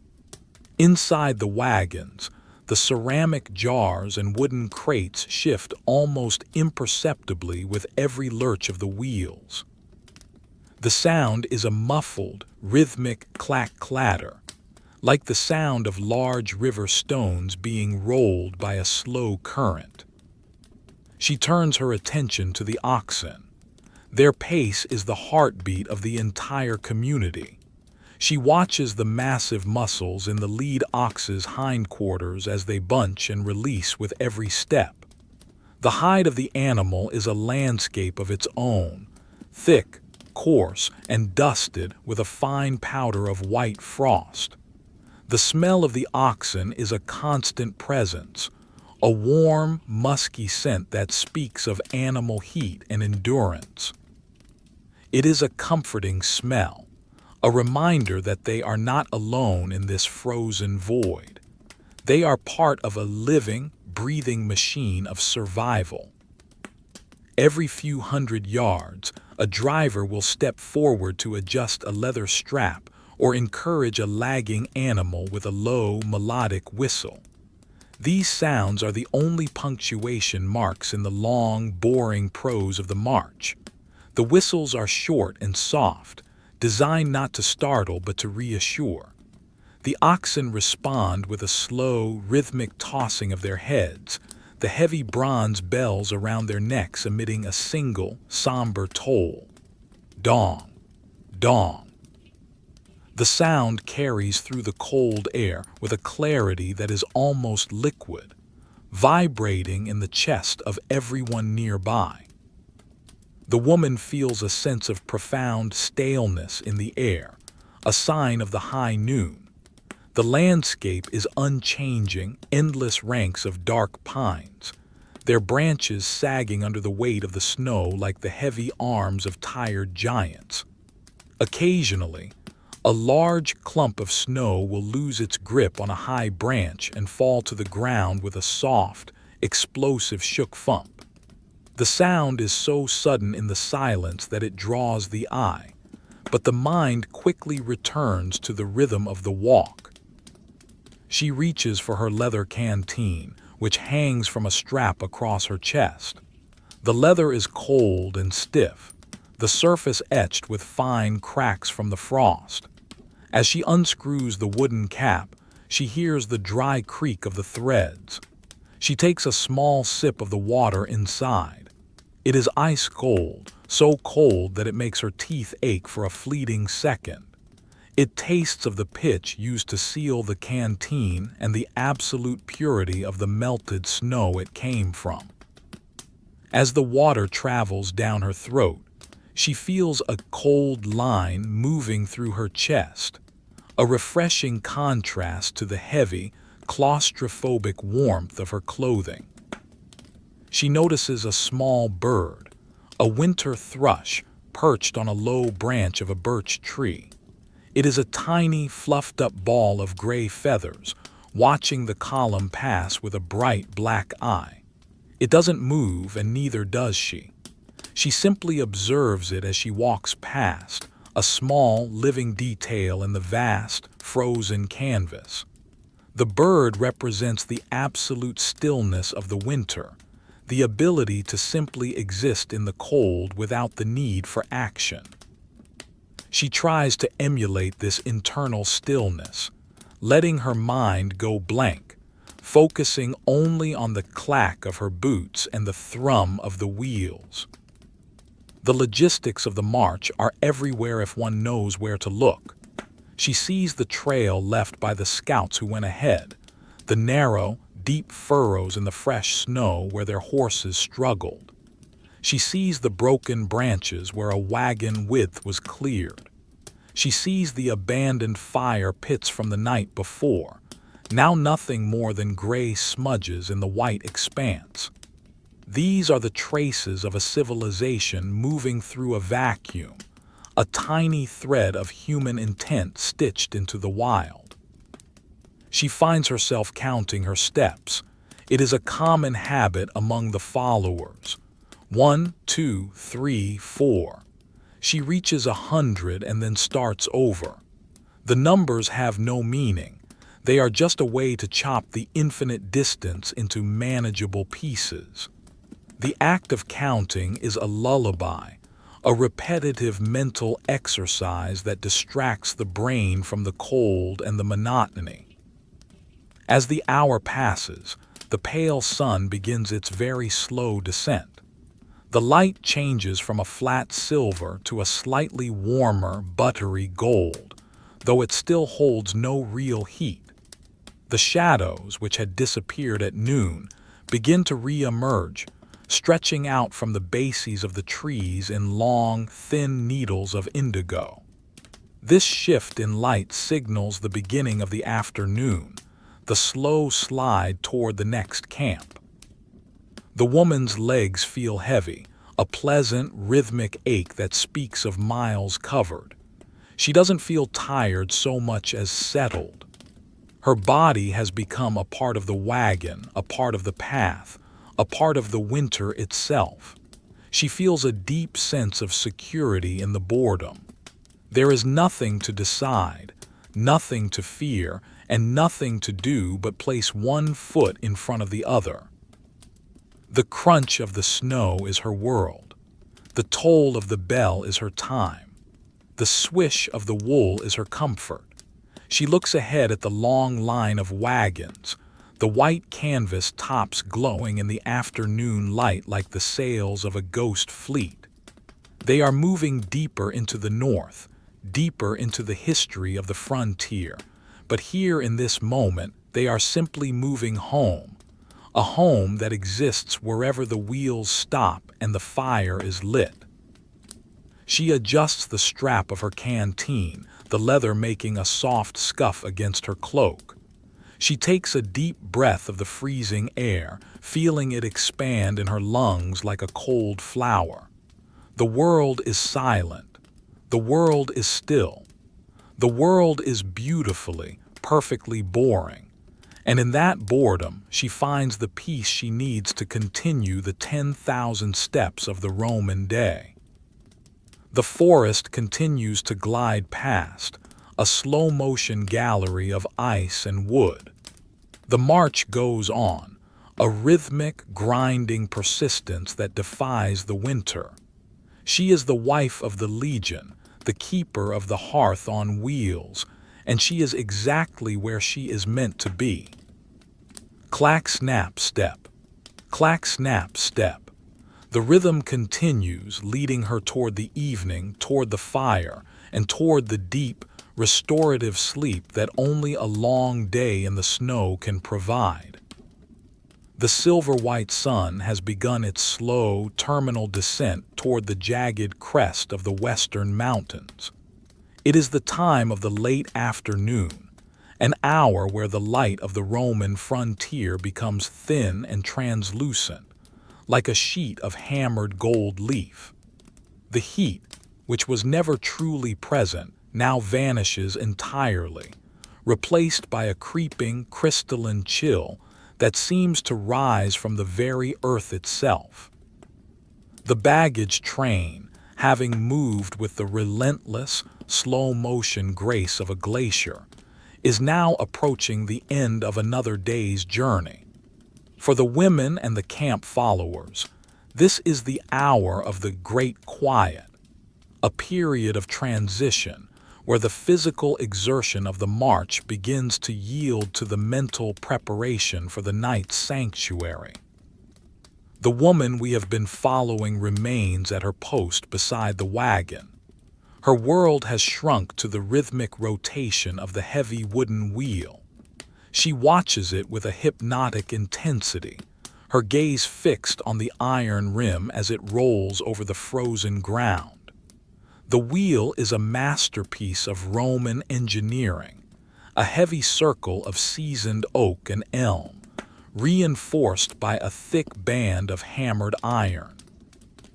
As it turns, the iron rim makes a distinctive structural sound, a low-frequency thrum-thrum that resonates through the frozen mud and ice. Occasionally, the wheel catches on a buried stone or a thick root, leading to a slow, heavy crunch that vibrates through the entire frame of the wagon. Observe the texture of the wheel in this light. The wood is silvered by age and the abrasive action of the snow. You can see the patterns of the grain, the dark lines of the oak's growth rings telling the story of decades spent in a forest far to the south. The iron rim is pitted and gray, encrusted with a layer of frozen mud that has been polished by the friction of the road until it glints like dark gemstone. As the wheel completes its slow revolution, tiny shards of ice are crushed beneath the rim, creating a series of microscopic pops and crackles that are almost lost in the vast silence of the woods. The axle of the wagon has begun to emit a rhythmic, low-pitched moan. It is not a sound of distress, but a sound of load-bearing endurance. The tallow and animal fats applied in the morning have become cold and thick, creating a viscous resistance within the wooden hub. The sound is a steady, harmonic ruum, a sound that matches the pace of the oxen and the beating of her own heart. She finds comfort in this mechanical song. It is the voice of her home on wheels, a reassurance that the structure is holding, that the journey is progressing exactly as it should. She reaches out and rests her hand on the moving side of the wagon. She feels the vibration of the road, a constant, rhythmic shudder that travels from the iron rims through the wooden spokes and into her palm. It is a tactile map of the frontier. She can feel the difference between the hard-packed ice and the soft, yielding snow. She can feel the slight lurch as the wagon navigates a curve in the forest path. The wood beneath her fingers is cold, but it is a solid, honest cold. She runs her hand along the edge of the canvas cover, feeling the heavy, frozen weave of the fabric. The canvas has become stiff with the afternoon's moisture, feeling like a sheet of thin, textured slate. As the sun dips lower, the shadows of the pine trees begin to stretch across the path. They are long, thin needles of deep indigo, casting a striped pattern over the white snow. The woman watches the shadows move across the back of the wagon in front of her. They climb up the wooden tailgate, move over the canvas canopy, and then disappear into the forest on the other side. The repetition of this light and shadow is hypnotic, a visual metronome that marks the passing of the miles. The air is becoming even stiller. The wind that sighed through the branches earlier in the day has died away, leaving a world that feels as though it has been captured in a block of clear, cold glass. The only movement is the slow, rhythmic progress of the column. She breathes in the air, which has taken on a sharp, metallic quality. It smells of frozen sap, of old snow, and of the distant, faint scent of woodsmoke from the scouts who have already reached the camp site ahead. Her breath rises in a steady, rhythmic stream, a soft, white plume that drifts lazily upward before dissolving into the gray sky. She adjusts her scarf once more. The wool is heavy and damp from her breath, but it provides a pocket of warmth that is essential to her comfort. She feels the texture of the fibers against her neck, the slight prickle of the coarse wool, the warmth of her own skin trapped within the weave. She notices the hoarfrost that has formed on the outer layer of the scarf, a delicate, white lace of ice crystals that sparkles in the dying light. She touches it with her gloved finger, feeling the microscopic crunch as the crystals break. To her left, the forest is a wall of deep greens and blacks. The pines are ancient, their lower branches shrouded in thick blankets of snow that look like heavy white fur. Occasionally, a branch will shift under the weight, sending a small cascade of snow to the ground with a soft, muffled, shook thump. The sound is so quiet it barely registers, but it emphasizes the profound silence that surrounds the moving army. The forest is indifferent to the Roman passage. It is a world of frozen endurance, a mirror to the stoic persistence of the people on the road. She turns her gaze back to the oxen. Their pace has slowed slightly as the day nears its end. Their heavy, rhythmic breathing has become more pronounced, a series of deep, guttural huffs that resonate through the cold air. She can see the steam rising from their massive flanks, a warm fog that surrounds them like a protective aura. Their bells continue to toll, a single, somber clank-clank that marks every second step. The sound of the bells is the heartbeat of the march, a steady, unchanging rhythm that anchors her in the present moment. The logistics of the afternoon are a series of small, quiet checks. She reaches into her leather bag and finds the small wooden tally she uses to track their supplies. Her fingers move over the incised notches, one for each sack of grain, one for each jar of oil. The wood of the tally is smooth and warm from her touch. She doesn't need to look at it. The tactile memory of the notches is enough to reassure her that they have what they need for the days ahead. She puts the tally back, the leather drawstring of the bag making a sharp, rhythmic zip as she pulls it tight. She notices a change in the sound of the ground. The crunch of the snow is becoming sharper, more brittle. The temperature is dropping rapidly now that the sun is near the horizon. The moisture in the churned mud is freezing into a rock-hard crust. Each step requires a bit more focus, a more deliberate placement of the foot to ensure a steady grip. She enjoys this small increase in complexity. It keeps her mind focused on the physical reality of the walk, preventing it from wandering too far into the cold. A wagon a few paces ahead of her hits a deep rut. The sound is a heavy, structural thump-clatter as the contents shift. She hears the muffled sound of ceramic jars clicking against one another, followed by the low, steadying voice of the driver as he encourages his animals. The lurch is corrected, and the rhythm of the march resumes its previous, monotonous perfection. These small incidents are the only drama of the day, minor variations in a theme of absolute consistency. The sun is now a sliver of brilliant, orange-red fire resting on the edge of the world. It casts a long, horizontal light that turns the snow into a field of glowing embers. The white canvas of the wagons takes on a warm, pink hue, and the iron rims of the wheels glint with a sudden, fierce brilliance. For a few minutes, the world is transformed into a realm of gold and shadow. The woman stops walking for a second, mesmerized by the beauty of the light.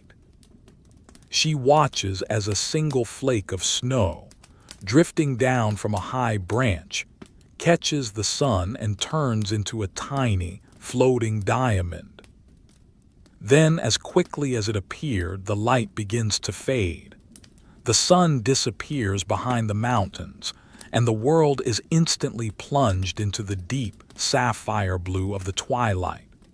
The warmth of the colors vanishes, replaced by a cool, uniform gray that softens the edges of the trees and the wagons. The transition is profound. The day is officially over. The period of movement is coming to a close. The signal to halt ripples back through the column, not as a horn blast this time, but as a series of low, melodic whistles and soft calls. She hears the wagons in front of her slowing down. The thrum of the wheels becomes a slower crunch-crunch, and then a final heavy settle as the motion ceases. Her own wagon comes to a stop with a gentle, rhythmic shudder. The oxen stand perfectly still, their breath rising in massive clouds that are now visible in the gathering dark. The silence that follows the halt is the deepest of the day. It is a thick, auditory blanket that seems to absorb all sound. For a moment, no one moves. They all stand in the sudden stillness, feeling the vibration of the 8-hour march slowly drain from their bodies. The woman leans her forehead against the cool wood of the wagon. She feels the silence in her bones. The miles are behind her. The sanctuary of the camp is here. Now begins the slow, rhythmic labor of the evening arrival. It is a mirror of the morning's departure, but performed with a heavier, more relaxed momentum. She hears the sound of the drivers unhitching the oxen, the clink of the iron pins, the thud of the wooden yokes being set aside, the rhythmic clack of the animals' hooves as they are led to their picket lines. These sounds are familiar and comforting, a sonic map of the camp's establishment. She climbs the steps into her wagon. The interior is a dark, amber-tinted cave smelling of the day's dust and the lingering scent of last night's fire. She doesn't light the lamp immediately. She sits on her wooden chest in the gloom, listening to the world outside. She hears the first sound of an axe hitting wood, a sharp, rhythmic thack-thack-thack that echoes through the trees. It is the sound of the firewood being prepared, the sound of the coming heat. She reaches for her small iron brazier. She can feel the cold metal through her gloves. She begins to arrange the kindling she saved from the morning, her movements slow and precise. The click of the dry twigs, the scritch of the birch bark, the chink of the flint and steel. These are the sounds of her survival. She is not a soldier. She is the keeper of the fire, the one who ensures that the warmth of the hearth follows the army through the deep, white quiet. The first spark catches. The tiny, orange glow is a miracle in the blue twilight. She leans in, her breath a gentle, rhythmic stream that coaxes the flame into life. The smell of the smoke, sharp, sweet, and ancient, fills the small space. The heat begins to radiate outward, a gentle wave of comfort that meets the cold air at the edge of the wagon. Her world is narrowing down again, returning to the circle of firelight and the soft, rhythmic sounds of the night. The march is done. The snow is silent. The Roman frontier is a landscape of frozen peace. She watches the flame dance, her eyelids feeling weighted and heavy. The boredom of the day has been a gift, a long meditative path that has led her safely to this moment of rest. She is warm. She is safe. She is part of the great quiet. The forest stands as a silent sentinel around the camp, the pines black against the darkening sky. The baggage train is a collection of still, wooden islands in a sea of snow. Everything is in its place. Everything is accounted for. The long, boring, beautiful day has reached its conclusion, leading down into the soft, golden quiet of the evening fire. The woman settles back against her furs, the rhythmic crackle of the new fire a lullaby for her tired mind. The world is at rest. The night is beginning, and there is nothing else to do but be. The night has now deepened into its most profound and heavy state, a time when the world of the Roman frontier is no longer defined by distance or movement, but by the absolute crystalline quality of its stillness. Inside the wagon, the air has settled into a state of perfect amber-tinted equilibrium. The woman is seated on the floor, her back against the sturdy oak frame, her legs stretched out before her on a layer of thick, felted wool. The fire in the brazier has become a reliable companion, no longer spitting or popping with the erratic energy of fresh kindling, but glowing with the steady, pulsing intensity of a deep-seated heart. The heat it radiates is a tangible presence, a soft, invisible weight that presses against her skin, soothing the lingering ache of the day's 10,000 steps. In this hour of total quiet, she turns her attention to a task of quiet, rhythmic maintenance, the care of her small collection of iron and bronze tools. These are the humble instruments of her daily survival, and their maintenance is a form of meditation that requires her full, unhurried attention. She reaches into a small leather satchel and produces a sharpening stone, a heavy, rectangular slab of fine-grained siltstone brought from the riverbeds of her youth. The stone is cool to the touch and has a subtle, abrasive texture that feels like the memory of a dried leaf. She rests it on her knee, feeling its grounding weight. She selects a small iron knife, used for cutting bread, trimming leather, and paring the roots they gather during the thaw. The blade is dark and utilitarian, its surface showing the faint, rhythmic hammer marks of the blacksmith who forged it. She takes a small ceramic vial of oil, thick, golden olive oil that has traveled across half the known world. She unscrews the wooden stopper, and the sound is a tiny, lubricated plop shhh. She lets a single drop of oil fall onto the surface of the sharpening stone. The oil spreads slowly, a dark, viscous pool that catches the flickering firelight, turning into a shimmering mirror of amber and gold. Now begins the sound that defines the late evening, the rhythmic, hypnotic scritch-glide of metal against stone. She holds the knife at a precise angle, her wrist steady and relaxed. She moves the blade in long, circular sweeps across the oiled siltstone. Scritch-glide, scritch-glide. The sound is a dry, whispering rasp, a sound that seems to vibrate through the stone into her bones and out into the silence of the wagon. Each stroke is identical to the one before it. She is not in a hurry. The sharpening of a blade is not a task to be rushed.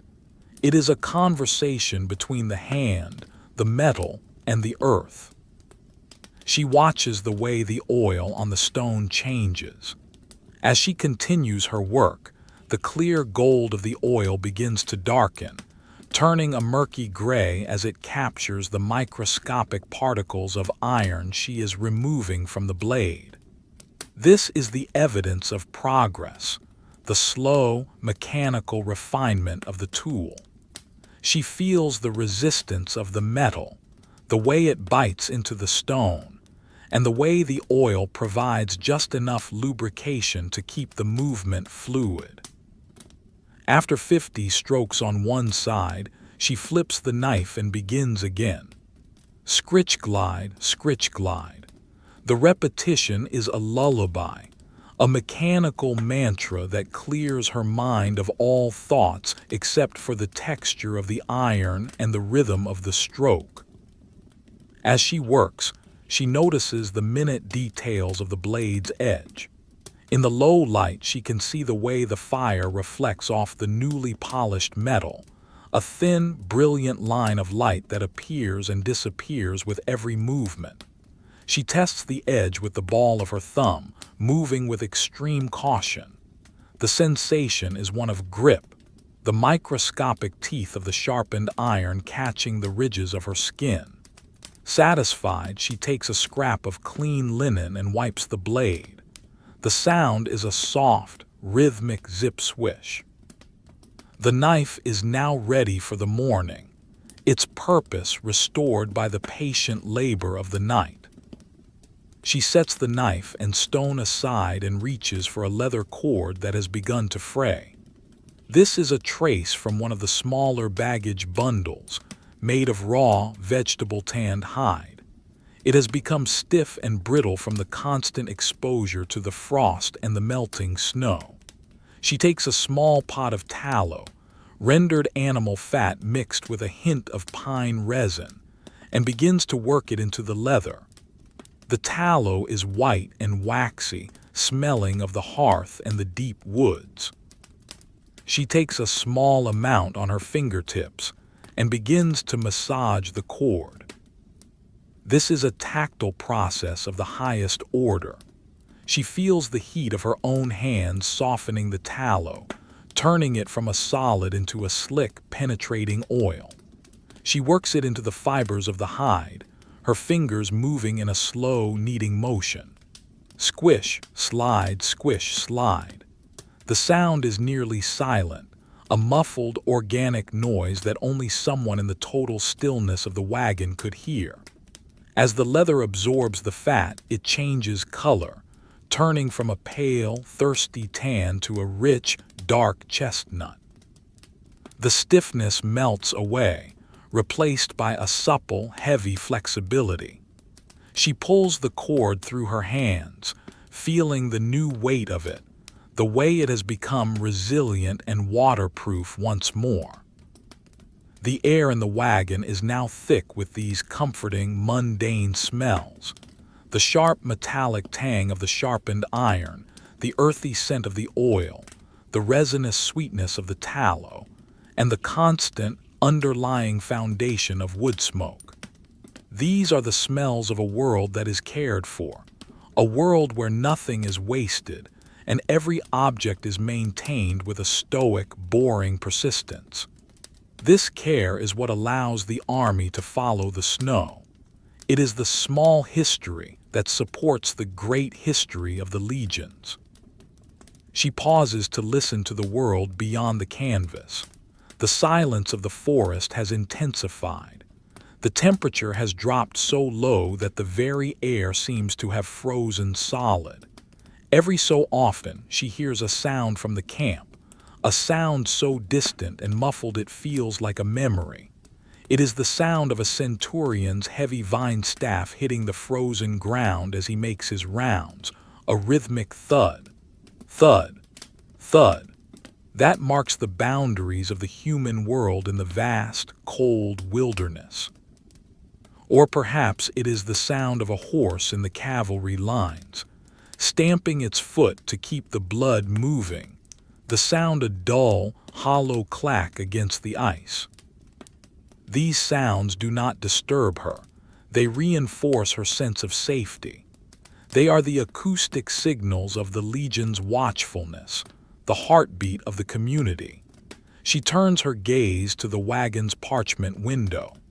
The forest of frost that has grown on the outside of the frame is now so thick that it has become opaque. It is a masterpiece of white on white, a complex landscape of frozen ferns and crystalline mountains that blocks out the dark of the night. She imagines the silence on the other side of that window, a silence so deep it could crush a stone. But here, inside, the fire is still breathing and the air is warm. She decides to perform one last inventory of her personal grain sack. She reaches for the large hemp bag and pulls it toward her. The sound of the bag sliding across the wooden floor is a heavy, rhythmic grrr. She unties the leather drawstring, the sound of the knot releasing a soft click-snap. She reaches her hand deep into the grain. The barley is cool and smooth, the individual kernels sliding between her fingers like tiny wooden beads. She lets the grain trickle back into the bag, listening to the sound, a cascading, percussive patter that sounds like a summer rain hitting a dry roof. She counts the measures. 1 scoop, 2, 3. The wooden scoop makes a rhythmic scrape thump as it moves through the grain. This is the ultimate boring task, the counting of food that she has already counted a dozen times. But there is a profound psychological comfort in the repetition. To know exactly how much nourishment remains is to know exactly how much time she has purchased from the winter. Each scoop is a promise of a future morning, a future bowl of warm pottage, a future day of walking. She ties the bag shut, the leather cord making a satisfying final zip. The woman feels a great tidal wave of sleepiness beginning to pull at her. The tasks of the day are truly done. The tools are sharp, the leather is greased, the grain is counted, and the fire is settled. Her movements become even slower, even more deliberate. She reaches for her small ceramic lamp and carefully blows it out. The sound is a soft huff, followed by the tiny, dying crackle of the wick. The wagon is plunged into a deep crimson gloom, illuminated only by the pulsing heart of the brazier. She moves to her sleeping nest. She takes a few moments to fluff the heavy furs, shaking the bare pelt with a rhythmic whump-whump. She lays the wolf pelts down with a soft, rustling shhh. The weight of the bedding is a physical relief as she slides beneath the layers. She feels the transition from the cool air of the wagon to the trapped, concentrated heat of the furs. It is a slow, creeping sensation of comfort that starts at her toes and moves up to her chin. She rests her head on the sack of grain. The hemp fabric is rough against her cheek, but the contents are soft and yielding, forming a perfect ergonomic pillow that smells of the earth and the harvest. She closes her eyes and listens to her own breathing. Inhale, exhale, inhale, exhale. Her breath is slow and deep, a rhythmic tide that matches the pulse of the embers in the brazier. The wagon sways almost imperceptibly as a slight breeze moves through the tops of the pines high above. The movement is like a cradle being rocked by a steady, ancient hand. The wooden joints of the wagon emit a tiny, comforting creak, a sound of structural integrity and safety. She is cocooned in wood, wool, and fur, a small, warm point of consciousness in a universe of ice. The last thing she hears is the microscopic click of a cooling ember and the distant, lonely toll of an ox bell, a single silver sound that hangs in the cold air for a long moment before fading into the silence. It is the sound of the deep night, the sound of the frontier at rest. She is safe. She is warm. She is bored in the most beautiful, restorative way possible. The march will begin again, but that is a world away.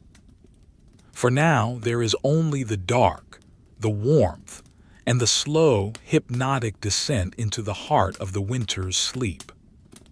The fire continues to pulse, a tiny, glowing sun in the center of the wooden world. The shadows dance on the canvas walls, telling a silent story of endurance and peace. Everything is ready. Everything is still. The night is long and the sleep is deep. The deepest, most hollow hour of the night has arrived, the time when the world of the Roman frontier exists in a state of absolute, suspended animation. This is the hour of the great white peace, where the transition between the previous day's march and the coming dawn is so thin it becomes invisible.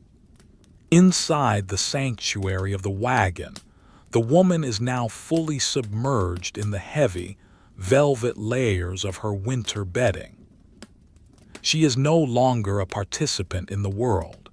She is a silent observer of the internal atmosphere of her own small wooden universe. The air in the wagon has cooled to a crisp, refreshing purity, but the heat she has cultivated beneath her furs remains a steady, unyielding fortress against the encroaching frost. She lies perfectly still, her breathing having slowed to a rhythmic, meditative tide.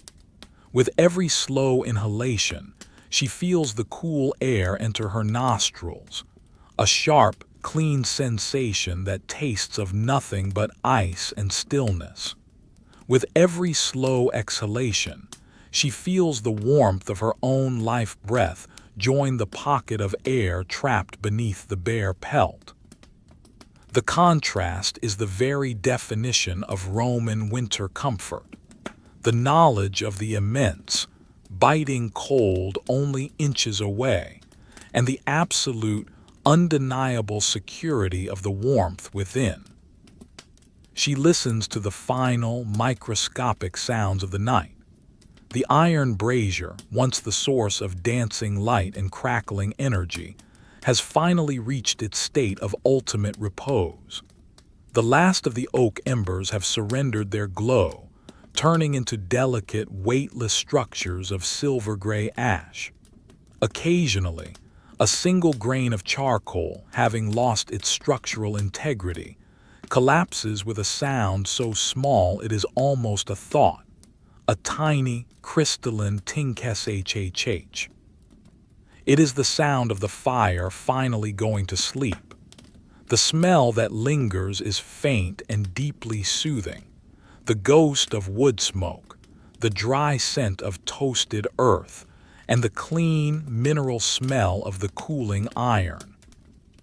The wagon itself seems to be breathing with her. In the extreme cold of the pre-dawn, the heavy oak planks and the elm ribs of the frame are contracting. This leads to a series of slow, rhythmic structural sighs.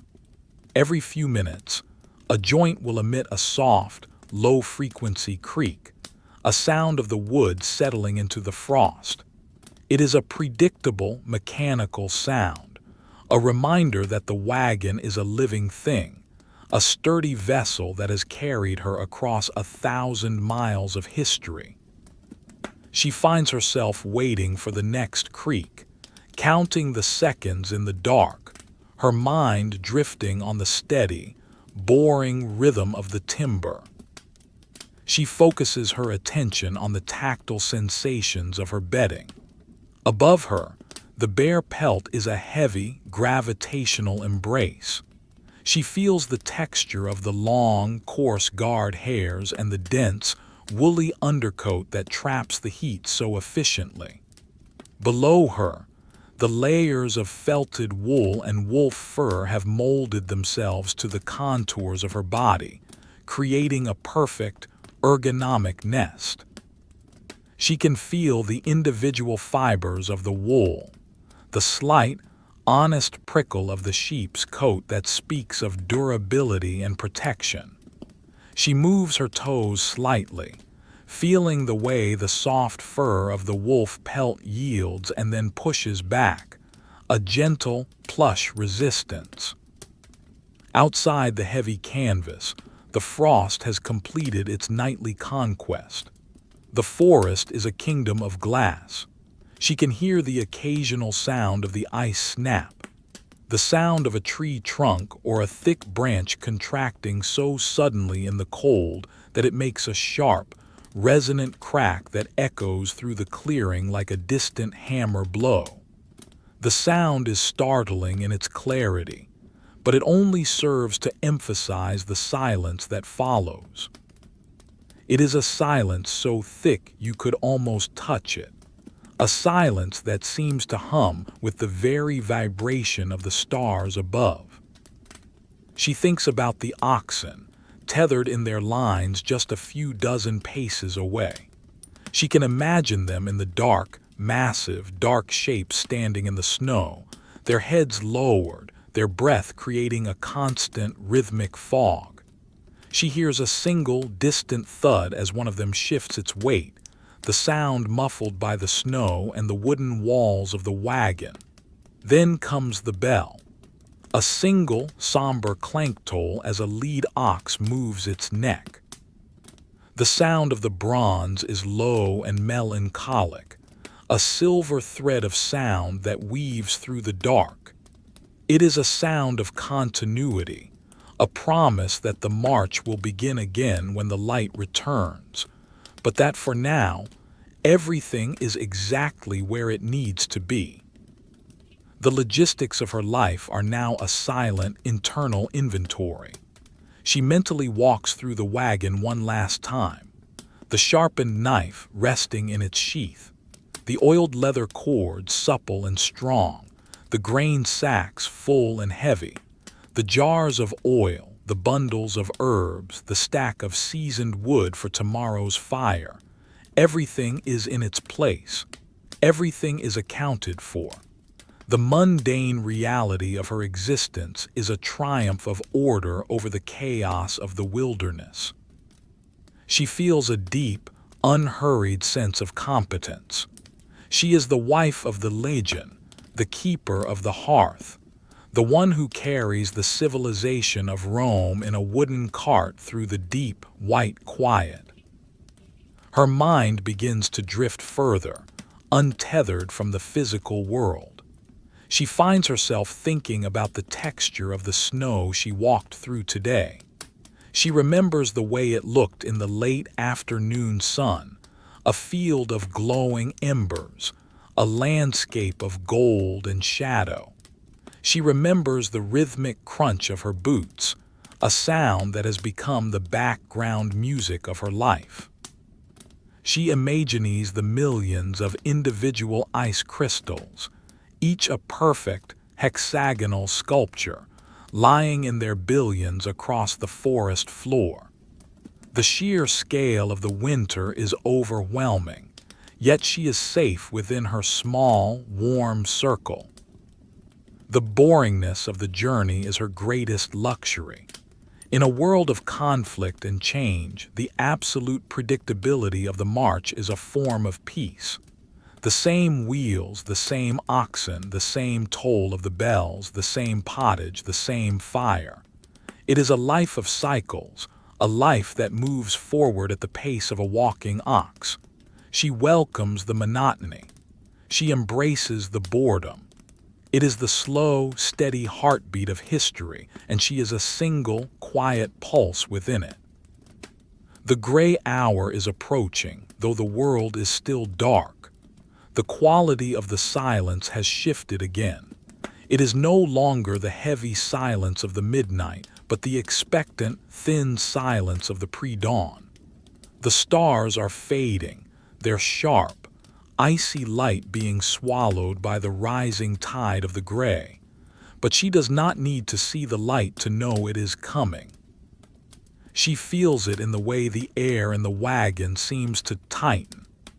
The way the frost on the window has reached its maximum thickness, turning the parchment into a wall of solid white. She closes her eyes and allows herself to sink into the final, deepest layer of sleep. The world of the Roman frontier, the endless snow, the long journey to the north, all of it fades away. There is only the warmth. There is only the rhythm of her breath. There is only the soft, heavy weight of the furs. She feels her consciousness dissolving into the darkness, a slow, hypnotic descent into a dreamless rest. The wagon sways one last time as a gentle, phantom breeze brushes against the canvas. The wood creaks a final, soothing note. The last ember in the brazier turns to ash. The ox bell tolls a single, fading clank. The woman is asleep, her story merging with the silence of the winter night, a single thread of warmth in a vast, frozen tapestry. The forest stands silent. The snow is still. The Roman army is at rest. The journey continues in the heart of the sleep, leading toward a tomorrow that will be just as slow, just as rhythmic, and just as beautiful as the day that has passed.